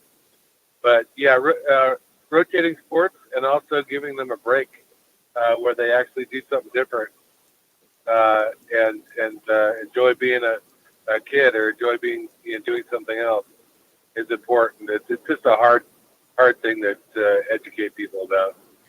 No doubt about it, but you're doing it today. He's Dr. Jeff Guy with Prisma Health Orthopedics. You guys have your black and blue clinic on Saturdays from 8 to noon. No appointments even taken on this thing. This is all walk-ins up in the northeast part of town at 101 Business Park Boulevard on Saturdays during football season. Wondering, as we let you go here, any advice for the weekend warrior types to avoid. We'll circle back to that Achilles stuff. Is there anything you can do? Can you warm up or stretch or do anything to possibly prevent such a bad injury from happening? Yeah, so warming up is obviously part of it, but stretching is really important. I think that we tend to put so much emphasis on being strong and lifting weights and becoming strong, but the problem is a lot of people just jump out there and start playing, and it's season load 45. the repetition. So, but Achilles problems a lot of times happen over time. Dr. Jeff Guy, great advice out there. Bill, you hear that? Stretch and warm up. 30. Very simple. Because that's what everybody does when they go to the beach to start playing football in the ocean with their son. The first Right. you see a whole bunch of older men out there stretching on the beach before they get into the ocean. No one will make fun of you for that. Right. Dr. Guy, we appreciate your time. Have a good trip with the Gamecocks this weekend to East Carolina. I appreciate it. Thanks. That's there. Dr. Jeff Guy, Prisma Health Orthopedics. Hour number 3 coming up here on the early game on 107.5 The Game. This is Gamecock Athletics Director Ray Tanner, and you're listening to 107.5 The Game, WNKT FM, Eastover, Columbia. So, Bill, basically, you're going to not do anything to help you get better. You're just going to complain that you're not better. Is that? Who stretches before they go into the ocean at the beach?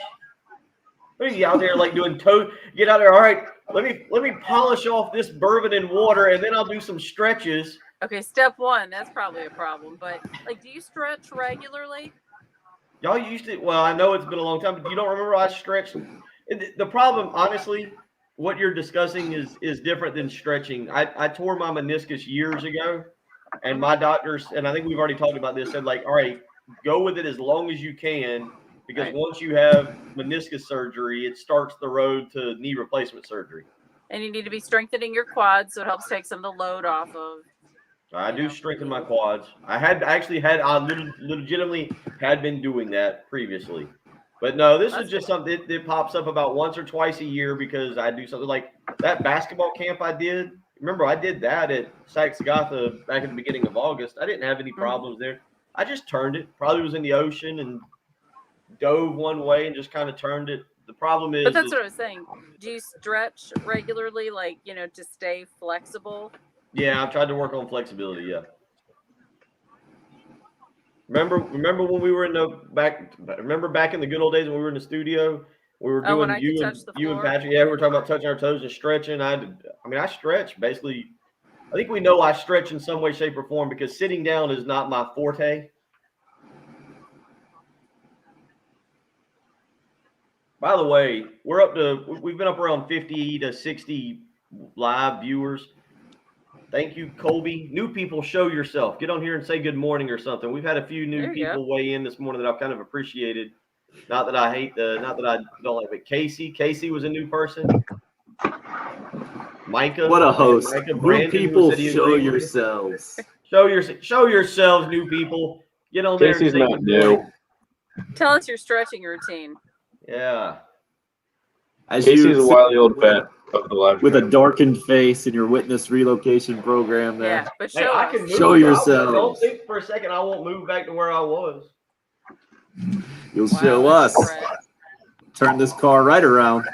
No kidding. I'll turn this camera right around.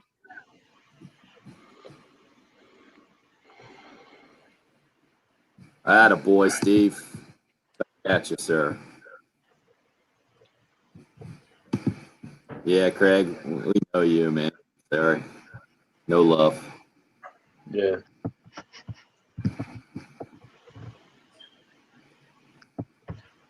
The subscribers, Patrick, I think up in the 820s on the YouTube page. All right. Patrick was convinced we will only hover around 800, and that's it. That's the ceiling.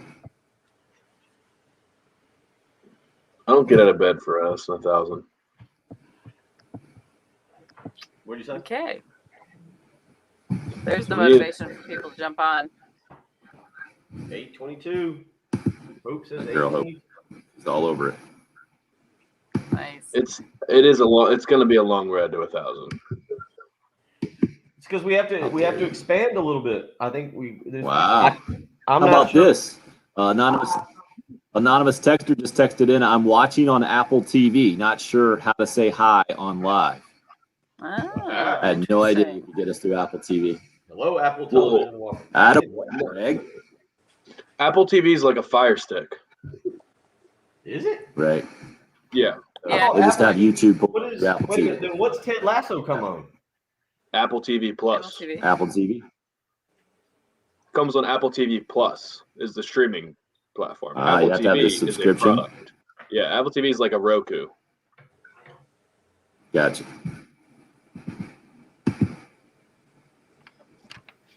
Yeah, that is a problem. It is hard to comment if you're watching on an Xbox or a streaming stick. Good point. Good Or point. basically anything but a computer or phone. That's the next evolution, right? That you'll be able to sync it with your phone, I would imagine, to chat.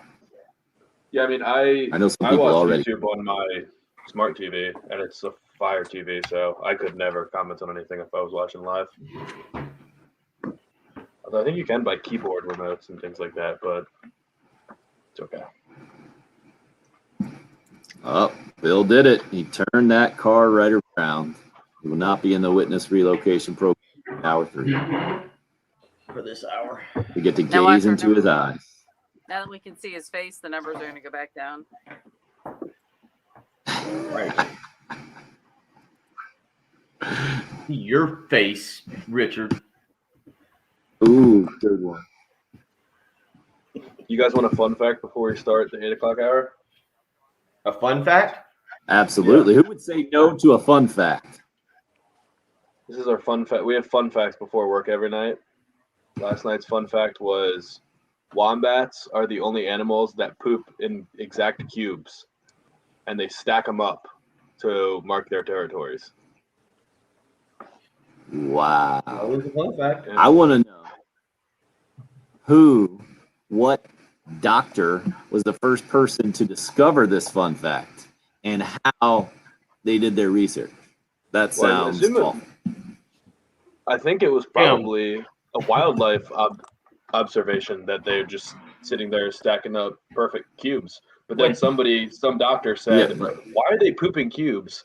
And then they got a hold of a wombat and said, oh, their intestines are shaped weird. So now they poop cubes. I mean, you want to know the people who maybe are wombat experts, yet I can flip on my television at 4 o'clock today and I'll see a television show about a guy who labels himself a Bigfoot or a Yeti expert, and we'll go out into the wild and do some Bigfoot calls and tell me, I'm pretty sure it sounds squatchy over there. But now we're going to worry about the guy who figured out the wombat. I'm just saying, how do you know that none of the other animals do that? Why would you want to know that? Study the wombat, man. This breakfast conversation brought to you by. Well, all we're doing is we moved on past that. We're discussing the wombat. They look like brownie bites. No, past it, yeah. Not cool. Not cool. The other fun fact from this week was the guy that invented Flamin' Hot Cheetos was just a janitor at the Cheeto factory who had like old Cheetos, and he put chili powder on them and said, wow, this is really good, and then gave it to the CEO or whatever of Frito-Lay or Cheetos or whatever the brand is, and now he's just super rich. I bet. All he had to do was put chili powder on day-old Cheetos, and now he's a millionaire. Wait, I'm confused. Well, so that made it spicy Cheetos, or what do you? Yeah. The Flaming Hot. Huh. That Flamin' Hot. Yeah, Flamin' Hot Cheetos are wildly popular. In college, we used to dip Fritos in the mild sauce from Taco Bell. So maybe I need to put that bug in somebody's ear. You would dip the mild sauce from Taco Bell into dip your Fritos the in it? Cheeto? No, not Cheetos. Fritos. Fritos. So I think currently, Sodium there. Currently, What's I the think other function? How they pee? I didn't even want to know. I just moved right on from that. I know what the other function is. I think And there's we're the also intro. currently a dill pickle shortage out there because you can't find dill pickle chips. That's just wrong.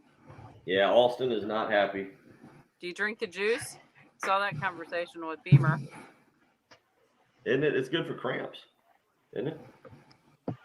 Good stuff. Travis, if you like that, watch Kings of Pain, I think is what it's called, where they just go out What and a get bit and live stung by video animals. stream conversation that Patrick and Bill are still having right now about wombats and other things, brownie bites. You don't want to know if you're not part of it, but if you are part of it, you understand the magic that is the live video stream on YouTube, Facebook Live, on Twitter as well. Station handles at 1075 Game. Welcome in hour number 3 of the radio show. Glad you're taking part no matter how you're doing it. 803-404-6100 if you would like to weigh in. And let's start with a lengthy text from an anonymous texter. Looks like it's the first time he's ever contacted.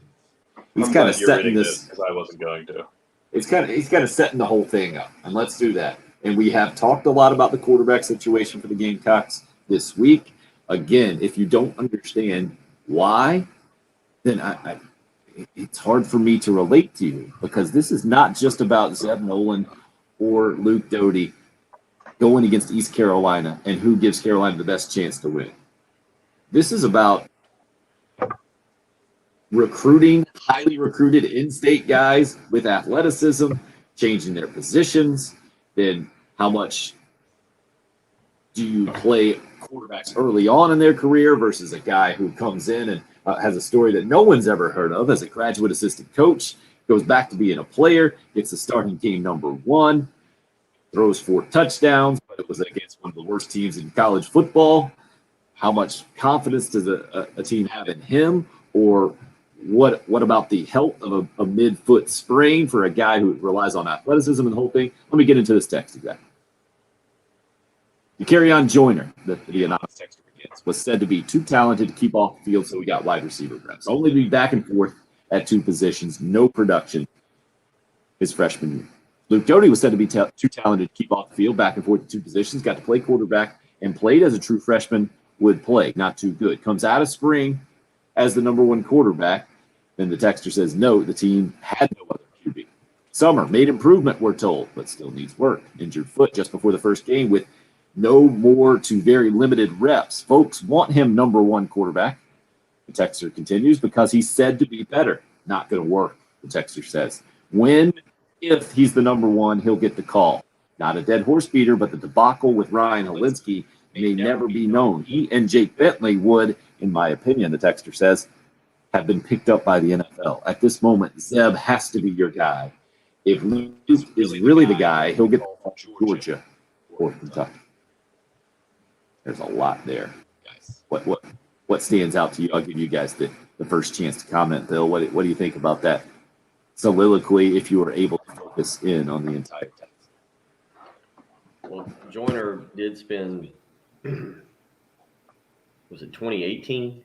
2018, I think, at quarterback. That was the year that everybody got very upset.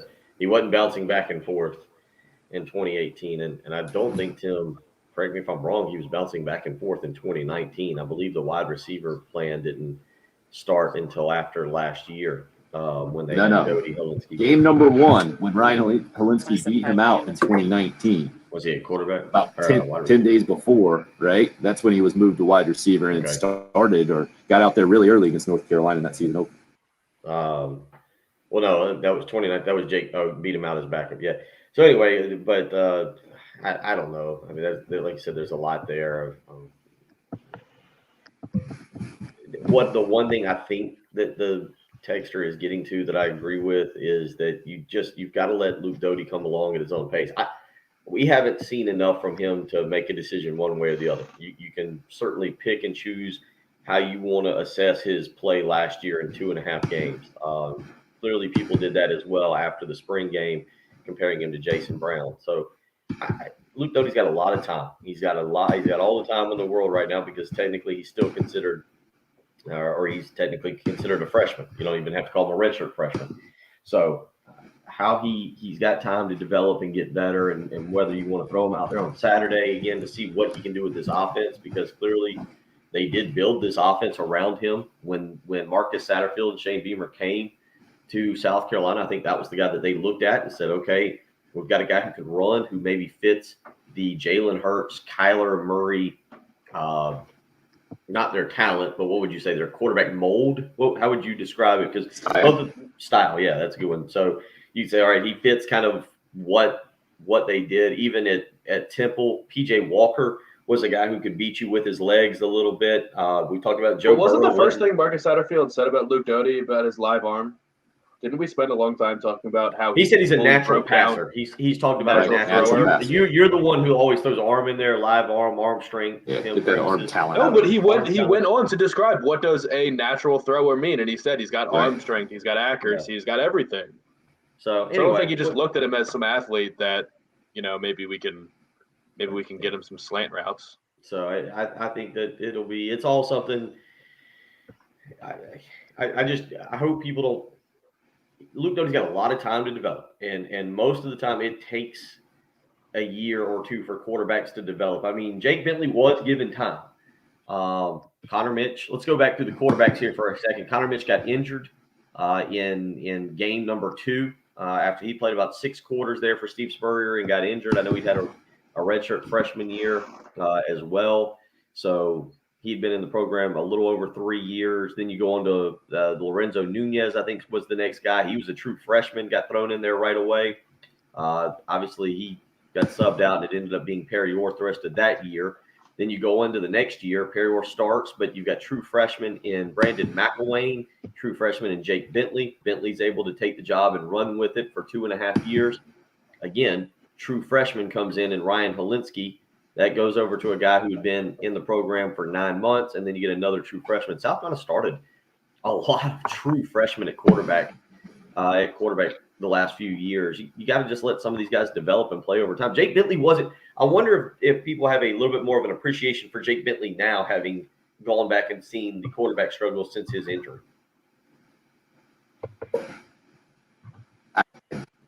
Maybe if Jake had had a better year at Utah last year – and didn't end up at South Alabama. Maybe if Michael Skarnecchia had gotten more than the Missouri game and you'd been able to see more of a comparison, maybe I would give that one to you. A bunch of you weighing in on the Cool Care Heating and Air text line. What I got from that is we are forcing a quarterback anonymous rather than letting one emerge naturally. See, I disagree there because some guys just emerge as the best quarterback early on, and that's where the quarterback situation is. Bill, I hear what you're saying about these young guys being thrown out there, and I think it is a very fair criticism of the Will Muschamp era to say way too early and really stifled development. But then there's also the Connor Mitch situation where he was groomed perfectly from a time standpoint to take over for Dylan Thompson and Steve Spurrier. And it was very logical to see on paper, he's going to be the next guy. That offense is going to continue to roll. He just wasn't good enough. That happened. Raphael weighs in and says, the thing is that you say Luke has time, basically a freshman, but nowadays players transfer if they don't play. The era of the Dylan Thompson era is over, or the Dylan Thompson type player. Well, I think the Kerryon Joyner would prove otherwise. But I agree with where Raphael's coming from. He is kind of the exception in all of this in crowded quarterback rooms where Ohio State right now, I think, is the most extreme example of just having talented guys stacked up in a room, and there is no way I think anyone sees them playing out for even more years. The same collection of guys, the transfers are going to happen just naturally at this point. So I say all of that just to say that I think this is where the South Carolina quarterback situation is. Another texter hit us up, and this is Dan. This is crazy to me. Luke Doty would be the quarterback, and Zeb would still be a graduate assistant if Doty never got hurt, correct? You keep Doty out until he's 100% healthy. No need to push the limits, but once Doty's healthy, Zeb goes back to being a coach. Why would anything else happen other than this? Luke is the future. Zeb is a future coach. Well, I think, Bill, maybe you would answer the end of that. Why would anything else happen other than this? if Zeb Nolan has played his way into being the best quarterback right now for South Carolina, right? That's the wild card in this, that he wasn't involved in the quarterback situation until he now has gotten in and then immediately got to the top of the quarterback situation with Luke Doty out. Well, I think there's a lot of factors into it, and this is going to grizzle Patrick beyond in. So, Patrick, Oh, it already has. I was going to say cover your ears or just take your headset off. There are a lot of factors that can change. Maybe as things have developed, and Luke Doty's injury is number one, because I think we would all be honest about this. If Luke Doty had not gotten injured, he plays the first game, and we're not even having this conversation. Yeah, no one would know who Zeb Nolan is except for Tim because he played golf with him. It's probably a good point. And I'll say this, for all the people who are angry, we continue to talk about the quarterback situation. We'd probably be talking about something totally different, like Derek Jeter being inducted into the Hall of Fame on a Wednesday Secretly? Was that a secret induction? Yeah, so for everybody who's upset that we're actually talking college football instead of movies or dating sites or whatever it is we've talked about during the summer, I apologize for us talking football constantly. But the point being is Luke Doty would probably be the starter. That's pretty much what we all assume if he doesn't get hurt. But I do wonder if Shane Beamer has seen the development of the defense and thought, man, I'd like to get Luke a little bit more time, let him develop a little bit more. We got a guy in Zeb Nolan who he knows not going to make the big mistake. It might not be sexy and might not be flashy, but he can go out there and run the offense efficiently. He's a little bit better at running the offense than Jason Brown and Luke Doty now. He can go out there and he can minimize mistakes where our defense is better, and we can just play off of our defense. I know it's not what people want to hear, but maybe that's where South Carolina football is at. Maybe that's what Shane Beamer has seen to right now, because the defense isn't that bad. I know that it's hard to say that when you see the end of last year and Lane Kiffin throwing up his clipboard when Elijah Moore's running free for 50 yards and TJ Finley's just scorching South Carolina and Texas A&M's putting up 45. I know it's hard to think that maybe this defense isn't that bad. Maybe Clayton White and them have made some strides, and maybe right now the thought is, hey, we can let Doty, develop a little bit more on the sidelines in practice, and we can get a guy out there who we don't think will make the big mistake, and we can kind of play off our defense, similar to what Lou Holtz did in 2000 when Phil Petty was an unknown. Tim, you kind of remember that. Phil Petty wasn't this, let's go out and sling it around. Phil Petty made great strides from 2000 to 2001 to where I think you could rely on him to win a game. But in 2000, it was Lou Holtz kind of saying, all right, we're gonna play this close to the vest. We got Pennick, we got Watson, we're gonna run the football, we got Brewer. Petty will go out and make a few plays here and there, but man, we got a defense with Shannon Wadley that can go out there and take some heads off, and we can win games that way.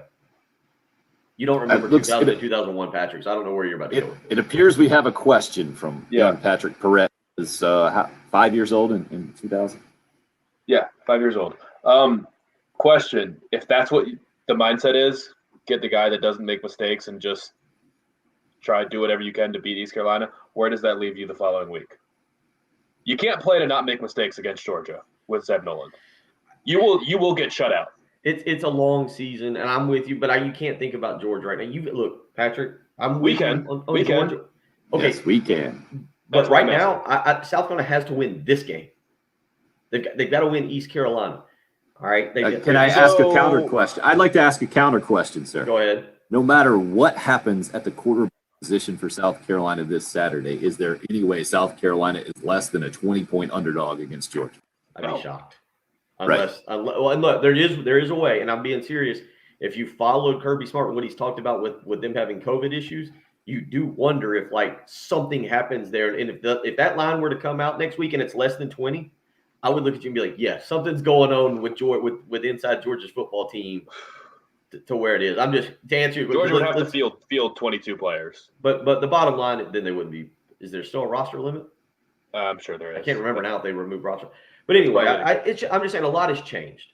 A lot has changed I think it's a continued evolution. This program is trying to rebuild. And Patrick, I understand what you're saying about Georgia. But it's an overall mindset, not just a week-to-week thing. If your overall mindset is just, let's do what we can to beat East Carolina this week, and then we'll focus on Georgia the next week, where does that even leave you on Monday? If you barely beat ECU because Zeb Nolan doesn't make mistakes, and you beat ECU by 3 points, and you're going into Athens against the number 2 team in the country, what is even the discussion at that point? But Patrick, you got to understand that's not where you want the mindset to be in a few years. That's the mindset of today. You're hoping that through winning football games, getting to a bowl game here, you're able to recruit better. You're able to develop a better football team. So where this isn't the conversation next year when you play Georgia State in the opener, it's not the conversation when you play, I forget who they're playing in 2023.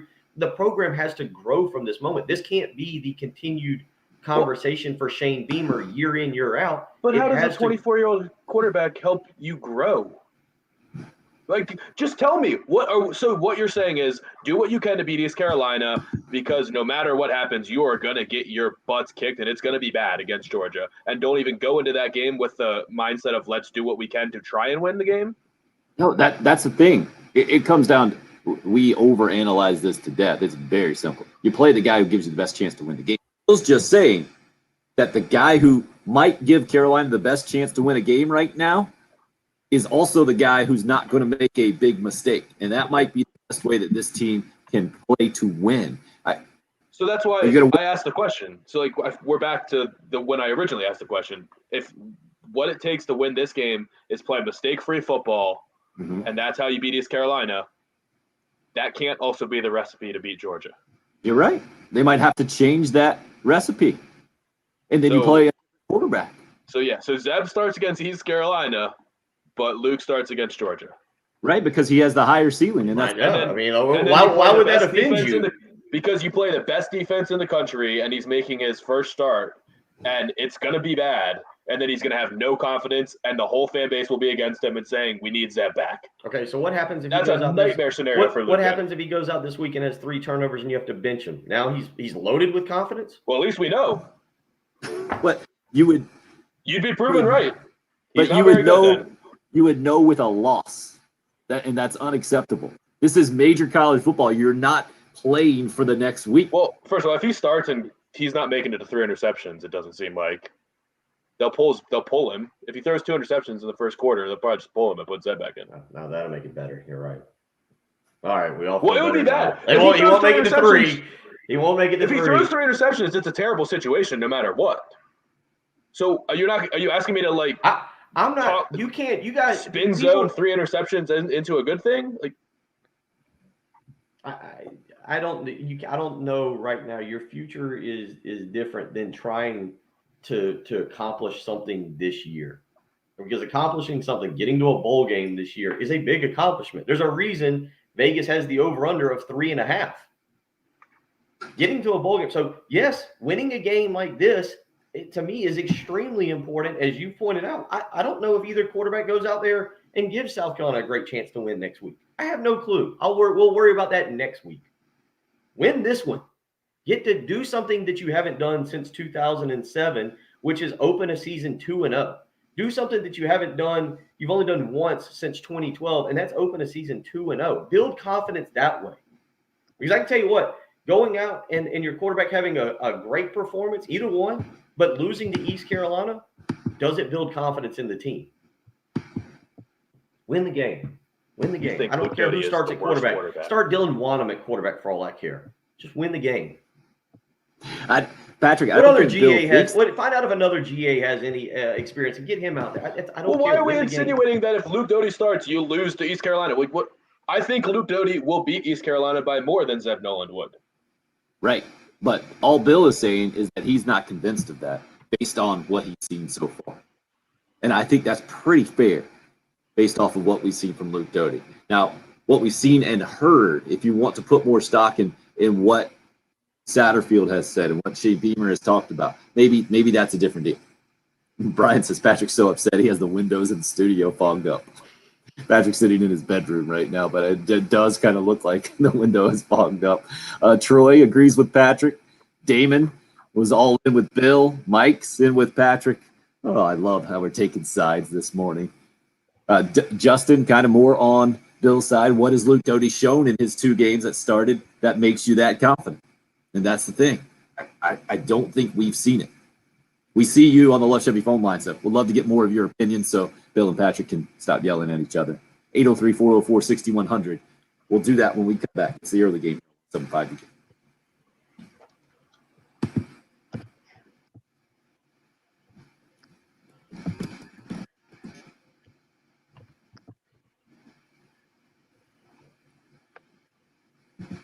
Jen, we got a live here.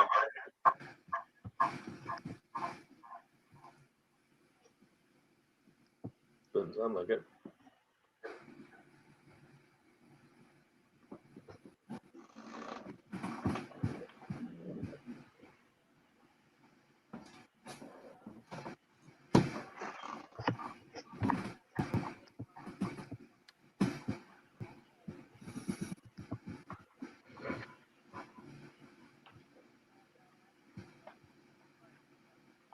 What are you doing, Patrick?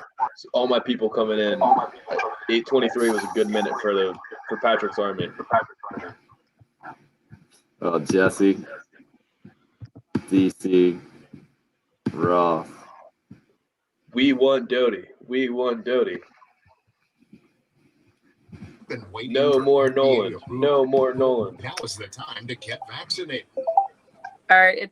At the end of this break, Bill, I love Chevy because I didn't type it in there. And then we have an 840 Rose. 10-4.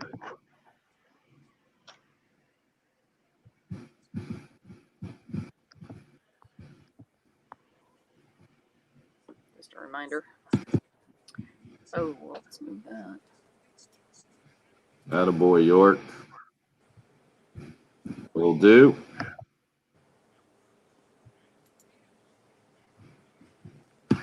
Agreed, Hope. You gotta win the game.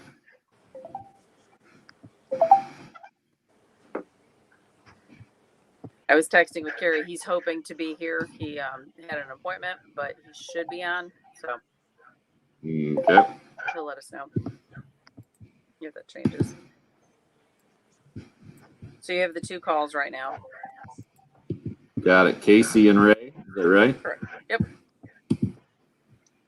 Sounds good. Jen, what am I listening for? What's the last commercial here? It's SED Hack.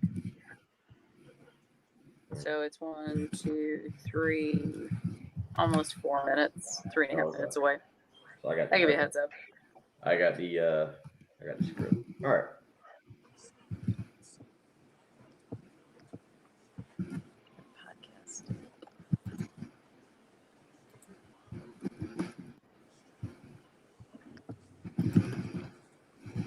Chad, let me ask: if they hypothetically, if they play Doty and South Carolina goes 2-10, is he still the future?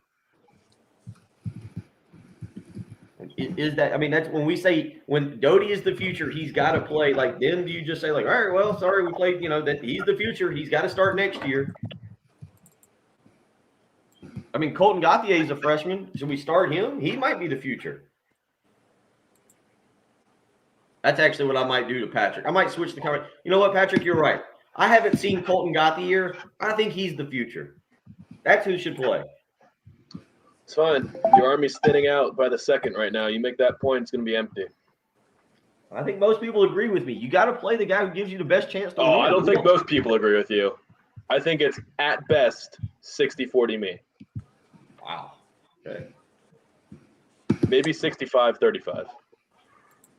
Yeah, I agree, David. Georgia's down the line. You can't worry about Georgia. You're going to get beat, but Georgia likely will win that game regardless. I agree, Travis. Next year, Patrick's argument will be: we got to play Braden Davis. Right. Got to play Braden Davis. Well, it depends what 25-year-old quarterback they bring in next year. Who's getting beat out by a freshman at Georgia and Illinois? You can ask yourself, York, in the live chat. Tim, Yo. be ready to go. Can you go with your zero res here? Because now my access is like cutting in and out. Yeah. I'm pro upside. I'll tell you. I agree. I'll tell you if it comes back in, but it's Can't tell me Zeb Nolan's got as much potential. I'm pro potential. Give me just a minute. It just popped back in. I don't know what just happened, but now it's clear. So you're good?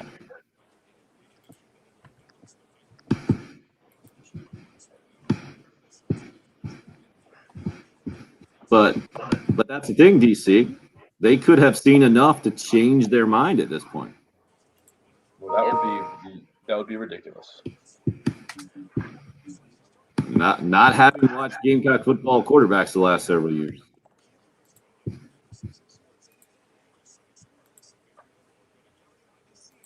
I want to be a Zeb guy. I want to.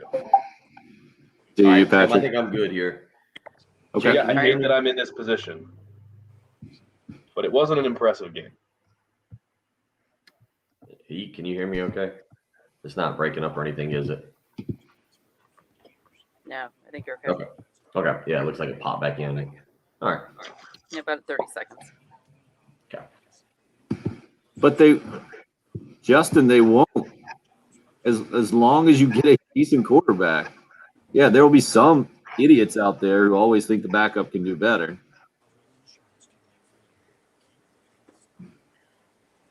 They just haven't had a good quarterback in forever. But good point, Justin. When Dylan Thompson was playing well, people were still. It's been no secret that COVID and the worldwide computer chip shortage has reduced the number of new vehicles available for sale, and at Love Chevrolet, it's no different. But here is what is different. Unlike some dealerships, Love Chevrolet is not tacking extra add-ons to the price of their new cars to take advantage of their customers during this time of high demand and low supply. At Love Chevrolet, it's business as usual, providing the absolute largest selection, the lowest price guaranteed, and always treating you with the utmost respect and integrity. That's what South Carolina's #1 volume Chevy dealer has been doing since they opened their doors over 60 years ago. So you need to get out to Love Chevrolet, I-26 in Harbison between Lowe's and Frankie's Fun Park. Go see the family-owned dealership that offers a huge selection of certified pre-owned trucks, cars, and SUVs, plus the new Love Chevrolet vehicles that are out in stock right now. You can do that and visit them. I-26 in Harbison between Lowe's and Frankie's Fun Park. You can visit them on the web, lovechevy.com. Get out to Love Chevrolet and find new roads.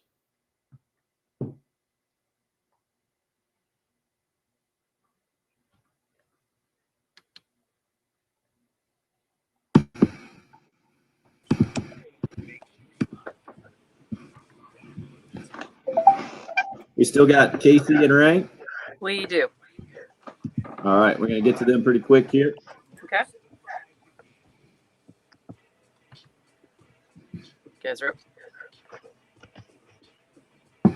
I never thought in my wildest dreams that we would be here just a few months ago. You'd have told me, I guess right before the hiring of Shane Bieber, that we would be sitting here on a Thursday before week 2 in 2021 of South Carolina, East Carolina, talking about a quarterback situation that included a 24-year-old former graduate assistant who started game number 1, and then a big-time, highly recruited quarterback in Luke Doty, possibly coming back from injury and the whole thing. It's just fascinating. And the opinions are fascinating as well, all over the map. And just wanted to get a couple of them. Cool Care Heating and Air text line before we go out to the Love Chevy phone lines. Dan says, best show in a while. Team Patrick. And Patrick right now is all about Luke Doty starting. Ryan says, I'm excited as anyone to see Luke. Agree, he's our future. But I'm playing for wins now, especially to help with recruiting. Ryan says, we need to if we get to a bowl game this year, we will recruit better than we ever have. Jeff says, I get that everyone's shell-shocked from the last coaching staff. I'm not holding anything from last season against Luke Doty. Why would you assume he has not grown at all as a player? Last season, he was playing for a team that honestly was checked out. I'm going to trust the new coaching staff. I don't care who starts this week, Jeff concludes. Carolina wins by 10. We can worry about Georgia next week. Let's go, Cox. Everybody enjoy the ride no matter what this season brings. We have a clean slate here. Good stuff from you guys on the Cool Care Heating and Air text line right now. Same number, 803-404-6100. We're out to the Love Chevy phone lines where Casey's been waiting very patiently to weigh in on the Gamecock quarterback situation. Go ahead, Casey. Good morning, fellas. Hope everyone's having a good morning so far. Absolutely. One thing I'll say is, I know that emotions are high, and Carolina fans, we have an expectation for this year, and that's to win the games that we should win. If we lose against Georgia, but we put up a fight, I'm happy. It's all about the player at the end of the day. Football today and will forever be not a one-position sport. And Carolina in the past has had trouble with depth. So that's forced us to make some decisions when it comes to our quarterbacks. We have depth in our run game. We have the ability to nurture a good quarterback through progressions to get better. And that's what we should focus on. But another thing that, teams like Clemson and Alabama are able to tell recruits is, hey, you're going to get playing time. So why don't we let Doty Hill, let's play Zeb, of course, as long as they're doing good, maybe even give that dude Brown some reps, because Zeb's going to be gone next year. Brown's going to still be here. Maybe we'll get a good quarterback recruit, but let's give the younger guys some more reps and let Doty Hill, if he's our future. What if he's 100%? So what if he's 100%? Then he doesn't need to heal anymore. No, you need to play Zeb and you need to play Brown. Doty's going to be there no matter what, right? Yeah, but you don't need to heal if you're 100%. Are you worried about him transferring? Not at the moment, not just yet. Well, then you shouldn't care if he plays. What? How does that make sense? I think but here we all agree, play the guy who gives them the best chance to win. Like that's really where it comes out. And I don't know if Zeb Nolan gives them the best chance to win. I haven't seen Luke Doty. Nobody's seen Luke Doty in this offense. What we saw in the spring game was not this offense. It was a very vanilla thing. And so there's an element of me that I would love to see Luke Doty start on Saturday and play, because then I at least know what he does. I think the point all that we're making is I don't think it's a clear-cut decision. And I think that there are things that Shane Beamer and his staff have seen evolve from August 1 through September 9th, September 11th on Saturday. You have a little bit better feeling for your offense. You've seen now Zeb Nolan play a little bit. You have a better understanding of what your defense may be able to do. How do you want to play the game? I don't think you base any decision that Shane Beamer makes on Saturday on his entire coaching career. Because there's people, I think somebody was like, that's a very Muschamp idea to just play it safe. No, it's the idea to win the game. And then, Patrick, you're right. And look, say what you want. We'll bring Perry Orth back on next week. Perry Orth's first start, I believe, came in Georgia, after Lorenzo Nunez. Who was it? After Perry Orth brought him back against Kentucky, Spurrier's final year. And we started Perry Orth on the road against Georgia. And I don't think Perry Orth shied away or fell apart just because he started on the road in Athens in a night game back in 2015. He still ripped off a 75-yard run against Texas A&M that we talk about today later on in the season. Luke Doty, if he gives them the best chance to win next week, should start. Zeb Nolan should start. Whoever start, I don't know. I'm just excited to at least for people to be talking about a scenario where South Carolina's 1-0 right now and has an opportunity to move to 2-0. It's a lot better than some of the other conversations we've had, Tim, Patrick, you'll at least agree with this, that we've had over the last 22 games. Patrick, why? Please just stop talking about healing. 100% is 100%. You can't get more healthy than 100%. If he's 100%, he's healed. 101%, you could. No, there's no such thing as 101%. No such thing as 101%. There is. No, there's no extra credit in health. Extra healthy. Ask the Russian Olympic athletes if you can be better than 100%. This whole debate hinges on the fact that he's 100%. Stop bringing up rest. Russian Olympic athletes have perfected the ability to be better than 100%. Let's hear what Ray's got to say. We'll go back to the Love Chevy phone lines. Casey didn't get great reviews from our other listeners on the text and the live video chat. Let's see what Ray can do this morning. Hey, Ray. Hey, good morning, guys. Good show. Yeah, it is interesting. I mean, like a lot of people say, Luke won the battle back in the spring, but then Zeb wasn't part of that. And no doubt Luke is the underclassman. But this is the thing. In last year, the 2.5 games that Luke got to play in, the offense was very vanilla. And I was thinking maybe it was vanilla because, he was getting his first start. He's a freshman. But I look back, it was vanilla because Muschamp's offense were always vanilla. But I guess what I'm getting at, and Luke may be a great passer. If he can pass the ball with the athletic acumen he has with his legs and feet, he's going to be a very good one. But right now, none of us know because the pass patterns we threw last year were very, 6-7 yards to the tight end or whatever. And I'd like to see him in an offense where you do throw the ball like like we threw the ball last Saturday. I know the team we played was a lesser opponent, but what I saw in Zeb in just 2 series, and no fault of Luke whatsoever, because we haven't seen him in a good pro style offense where you throw the 20-yard out and all that stuff. But Zeb does have the arm, and right now I just have to go with my coaches, and maybe that's just the difference. Is Zeb is just a much better passer, but I'm kind of like the other guy there. I'm sorry, I can't think your name, dude. But I would like to see Luke throw the ball, 15 to 20 yards, regular pass. Because if one thing he can do is run and throw the 6-yard deep dunk, then I can see why he might not be the starter. But we don't know, and that's just a great unknown. But that's kind of what I got to throw in there, guys. Appreciate it, Ray. Let me ask you guys something. I'll kind of ask this because I think we're about to get another one where it's trust the coaches. Does anybody lose trust in the coaches if they don't start the guy that you're arguing for? Yes. Or debating for? I shouldn't say. Only if the other guy doesn't play well, right? I think it just comes down to I can't physically, emotionally handle the fact that if Zeb Nolan is better than Luke Doty, I won't be able to handle that because that means that our starting quarterback going into the season would be no better than the 3rd best quarterback at North Dakota State this year. By the transitive property, that's what that would mean. Because that would mean that our starting quarterback, who was a coach, got beat out by a freshman last year, who then got beat out by a transfer, and is the best player on our team. I understood that. Best quarterback on our team. Let's see where Stacy is today. He's up next on the Love Chevy phone lines. Hey, Stacy. Morning, guys.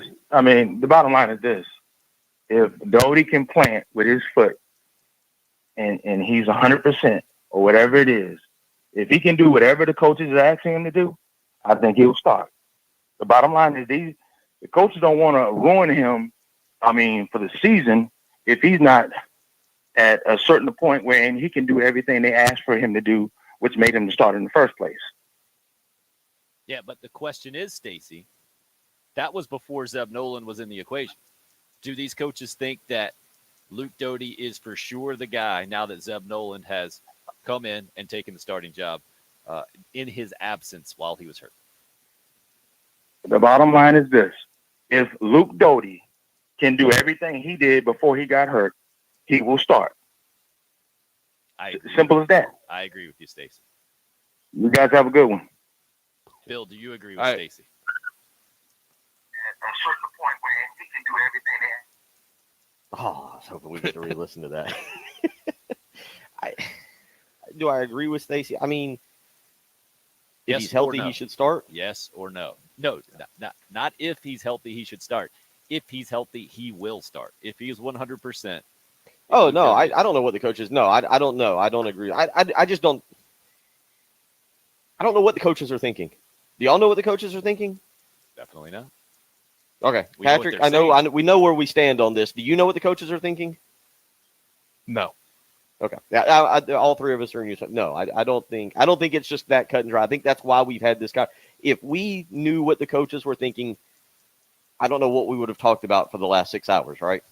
That's a good point. Let's hit one more caller on the Love Chevy phone line. Scott would like to weigh in on this as well. Go ahead, Scott. Hey, guys, as an outsider looking in, I picked South Carolina to win this game at ECU. I've got complete confidence that that there's possibly a two-headed monster brewing at South Carolina, and that's not a bad thing. Look what happened at Florida State, and I think they realize they've got two really good quarterbacks there. And who would have thought a Central Florida quarterback could come in and be a stud at Florida State? But obviously, he did very well. The South Dakota State quarterback that started, with the exception of maybe 10 teams, would have started at any Division I-A school in the country that beat Zeb out. The reality is this, and this is the whole point of it. No, I'm not going to say 100% Scott healthy. didn't earn the If he's reality of it. healthy- There was so many Mackenzie things Milton was a wrong. Heisman There candidate was and an undefeated. So many. He's a national champion. So many things wrong with that take. We can't even get the end of it, Scott. Sorry. Do better next time. We got to take a break. It's the early game. It's 107.5 the game. Dan Patrick. Weekdays, 9 until noon. On 107.5 The Game. I'm here to tell you about zero res. Zero is about how much accuracy was in that last call. I'm stuck on that real quick. Let me transition for you. If you need help, like I certainly need help around my house in multiple ways. Zero Res can get you that help. Zero Res does a great job. They've done a great job at my house cleaning my carpets, an area rug for us as well in our living room. Really made that feel and look a lot better. And then the kitchen tile and bathroom tile, man, did a great job with all of that stuff. And Zero Res does it differently than anybody else. They have a ZR water. It's a patented water deal. You can go to ZeroResColumbia.com right now to check out all the details. They crank pH up in the water. What I really needed to know at my house, no harsh chemicals involved. So nothing to worry about. My 3 boys rolling around the carpets all the time. It took a load off my mind. From that standpoint, also keeps my carpets cleaner longer with no leftover soapy residue to get it dirty. So Zero Res is who I choose when I need my house to get that fresh feel back, when that carpets need cleaning, when the surfaces need cleaning at all. And if your air ducts need cleaning, maybe you're noticing you're sneezing a little bit more than usual, you might want to check into the air duct cleaning service that Zero Res provides as well. ZeroResColumbia.com is the website. You can book right now. 3 rooms of carpet cleaned, $119 plus a free hallway when you mention me, Tim Hill. 803-262-4020 is the number. That's Zero Res. Spell it backwards or forwards. It's the right way to clean. From the Shepherd's Glass.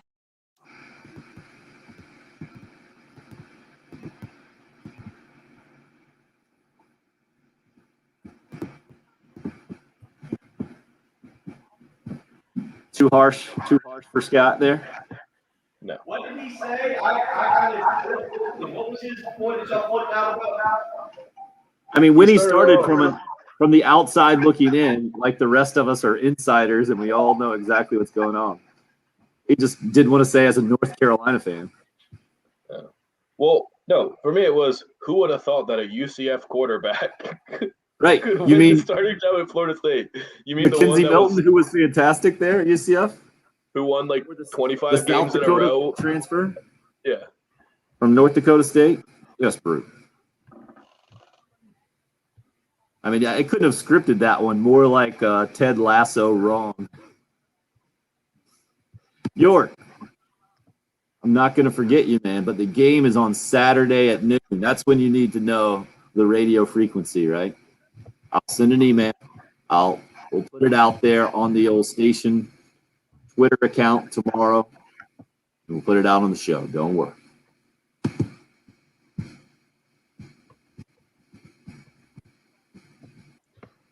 Matthew, we are radio hosts. That makes us completely qualified to discuss all of these topics, and our opinions should be taken as gospel.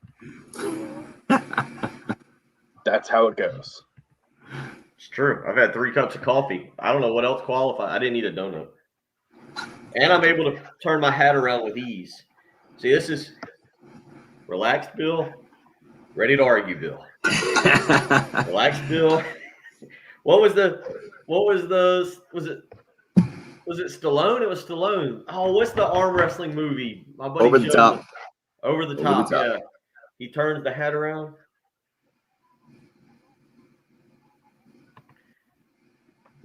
What is it? He's arm wrestling for his kid's life or something? I don't know. I actually never saw it. Are y'all aware of how many Mission Impossibles there are? 6? Yeah, I think you're right. 6, and then 7 is coming out next year, and they've already got number 8 lined up for 2023. I'll take the callers' places tonight on the call-in show. No, Hope said we need to call in. We just need to go down there, just bombard Backstreet Grill, just stand in the back. Who's playing quarterback? Who's playing quarterback? You get the Gamecocks cheer going. Doty, Nolan. I should take Todd Ellis's job tonight. Lou. Hey, Zeb. yeah. When Ellis goes to walk up there to do the thing, go and kick him in the ankle and just knock him down and go up and run up, put the headset on. Quick, is there another radio host in the building?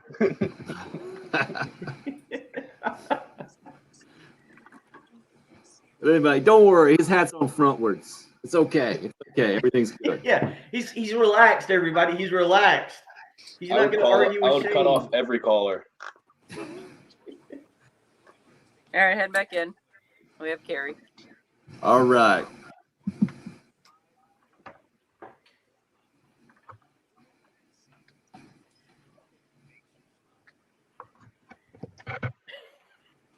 Ezra. Great times today talking Gamecock quarterbacks mostly. Zeb Nolan or Luke Doty, a guy who has heard this kind of thing before multiple times as a longtime former USC Sports Information Director, now Darlington Raceway President Kerry Tharp joining us on the Love Chevy phone lines now. Kerry, in the memory. In the vault, can you go back to maybe the most contentious quarterback controversy you can remember in Gamecock football back in the day? Well, one that sticks out, and I'm not sure if it was really a controversy because it actually worked itself out, but Mike Hold and Alan Mitchell back in the days of Fire Ants and Black Magic, my early years at South Carolina. Usually it was Mike Hold, the starter, and then it was usually Alan Mitchell, the starter, and Mike Hold would come in and lead the team to victory. Those two guys kind of alternated back and forth. Corey Jenkins, Phil Petty, kind of battled one another for the quarterback starting position back in the late 90s, early 2000s with Coach Holtz. And it was always kind of who was hot at the time and who was playing well at the time and able to lead the team down the field. So, sometimes you just got to go with the hot hand, and that's usually what the coaches did. Well, Darlington's hot right now. I've seen, I think they vote. There is a social media voting mechanism for NASCAR races, whether you thought it was a good one or not. And I think your race last weekend, Kerry, the first one, over 90% this year as a good race. What'd you make of the weekend overall? Well, I tell you, it was a fantastic weekend. As I was talking to Jen, you couldn't have had better weather. And anytime you have weather like that, it just makes everything go so much smoother. But our fans came back. We had a nice crowd. The campgrounds were full for the most part. There was a lot of energy and enthusiasm on the property. And I thought the racing was quite good, both Saturday and Sunday. And, I think the fans got what they were looking for. I thought that our race, as you mentioned, the Cookout Southern 500 was rated as the best race of the season. And I thought it was exceptional. And it was, the leadoff race of the playoffs. Denny Hamlin finally broke down the door and got a victory. And I believe that was my pick last week, if I'm not mistaken. I think you're correct. I don't want to talk about it too much on the air. You can. But anyhow, all in all, it was a very good weekend. It was really cool to have the fans back in the stands. They seemed very, very happy, and we appreciate all of their support. You will not confirm the report that I heard that you actually grabbed the checker flag and was just going around the racetrack saying, "I won, I won." But you have. No, that's not true. Unconfirmed report. That's not true. This time. You have moved in. I know Denny Hamlin. Yeah. I remember I picked him last week. I said, he hadn't won yet, but maybe he'll win our race on Sunday. Did we get confirmation of that the silver-haired older fella in Kyle Busch's pit crew that all of a sudden forgot to screw a few lug nuts on, knocking my pick out of the way? Yeah, that was the biggest thing he had to worry about. Yeah, he had the race all. By the time let me ask real quick, when the race gets going, Kerry, because I think a lot of people who put on, my dad puts on a lot of stuff. When the race actually gets going, are you able to enjoy it? Like, are you still having to do things as the race starts? Are you able to just enjoy it? That's a great question. I'm able to enjoy the experience. I'm not really able to follow the race. Usually I'll get down to Victory Lane with about 20 laps to go, and I'll ask the folks down there, I'll say, what's going on? Who's winning? I haven't seen much of it because I am pretty much all over the property. I go to the suites. I go to the media center. I go to the concession stands. I go to the grandstands. I go to race control. So it's pretty much moving all around for about 3.5, 4 hours. Don't get to see a whole lot of the race. But I enjoy that whole experience, being around the people that are there that help make up the event. And, it is kind of cool to be there in Victory Lane when they come in and very, very excited. And, able to give Denny Hamlin, I guess now this is his third Southern 500 trophy that he has won. And so he's going to have to extend his trophy case because that is a huge trophy that we give away for that race. No doubt about it. We're down to our final minute of the program, Kerry. So wondering if you can give it rapid fire, your pick for Richmond Saturday night. Sure, Richmond, second race of the playoffs, short track, 3/4 of a mile. I'm going to go with Joey Logano. I think Joey Logano is going to win Saturday night at Richmond. Okay, that's who Reggie Anderson picked last week. He's in a distant fourth. Kerry is in third in our picks. Jen, you are second. Who's your choice for Richmond? I'm struggling with this one. I'm gonna say William Byron. Okay, and Bill, who you got? I'm going to go back to the well. Give me Kyle Busch. He leads all active drivers at this track with 30. I had him last week, and he let me down, so I'm going to go back. So I'm going to give him a chance to redeem himself. There you go. Kerry _ fair Tharp, enough. where you can follow him on Twitter. Darlington Raceway President, Kerry Tharp. We appreciate the time as always. Glad last weekend went well. We will give you all the credit, and then you pick the winner on top of that. Fantastic. Good. There you go. Rock There you star. go. I don't know if we can describe this show as fantastic, but we are out of time. Thanks for listening to the early game here on 107.5 The Game. This is basketball head coach Frank Martin, and you're listening to